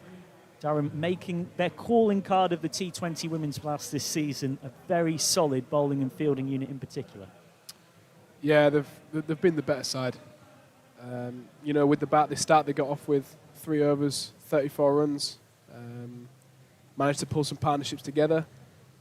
You know, at a halfway stage, it didn't look like they were going to get up to the score they finished on, but they accelerated really well in the middle through partnerships, and it looked like it was a really hard ground to defend. The way they picked the gaps, they ran really well. I don't think Yorkshire bowled particularly badly. I thought they were really good in patches. And then with the bat, you know, only one batter getting into the 30s.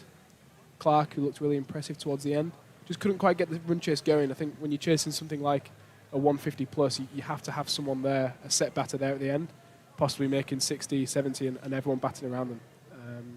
But again, credit to Durham, as you said there. Levick, pick of the bowler for me, absolutely exceptional, looked untouchable, and proved the real difference tonight. The positives for Yorkshire, a debut for Sarah Glenn, 1 for 27 off 4 for the England international, 2 wickets as well for Hannah Rainey. You picked out the partnerships as being a bit of a theme. Noah Kelly, Yorkshire men's batter alongside me, analysing what he's seen from the women's team. Is that something that you pick out as being particularly key to try and form the bedrock of a chase like that? Losing wickets in clumps has been an unfortunate theme of the season for this Yorkshire team. 100%. When you get that partnership, it gives you real confidence in able to push on and get up to the required rate. And when you have two set batters and they both depart in similar time frames, it's really hard for 2 new batters with unknown conditions, unknown bowlers to keep going at the same pace.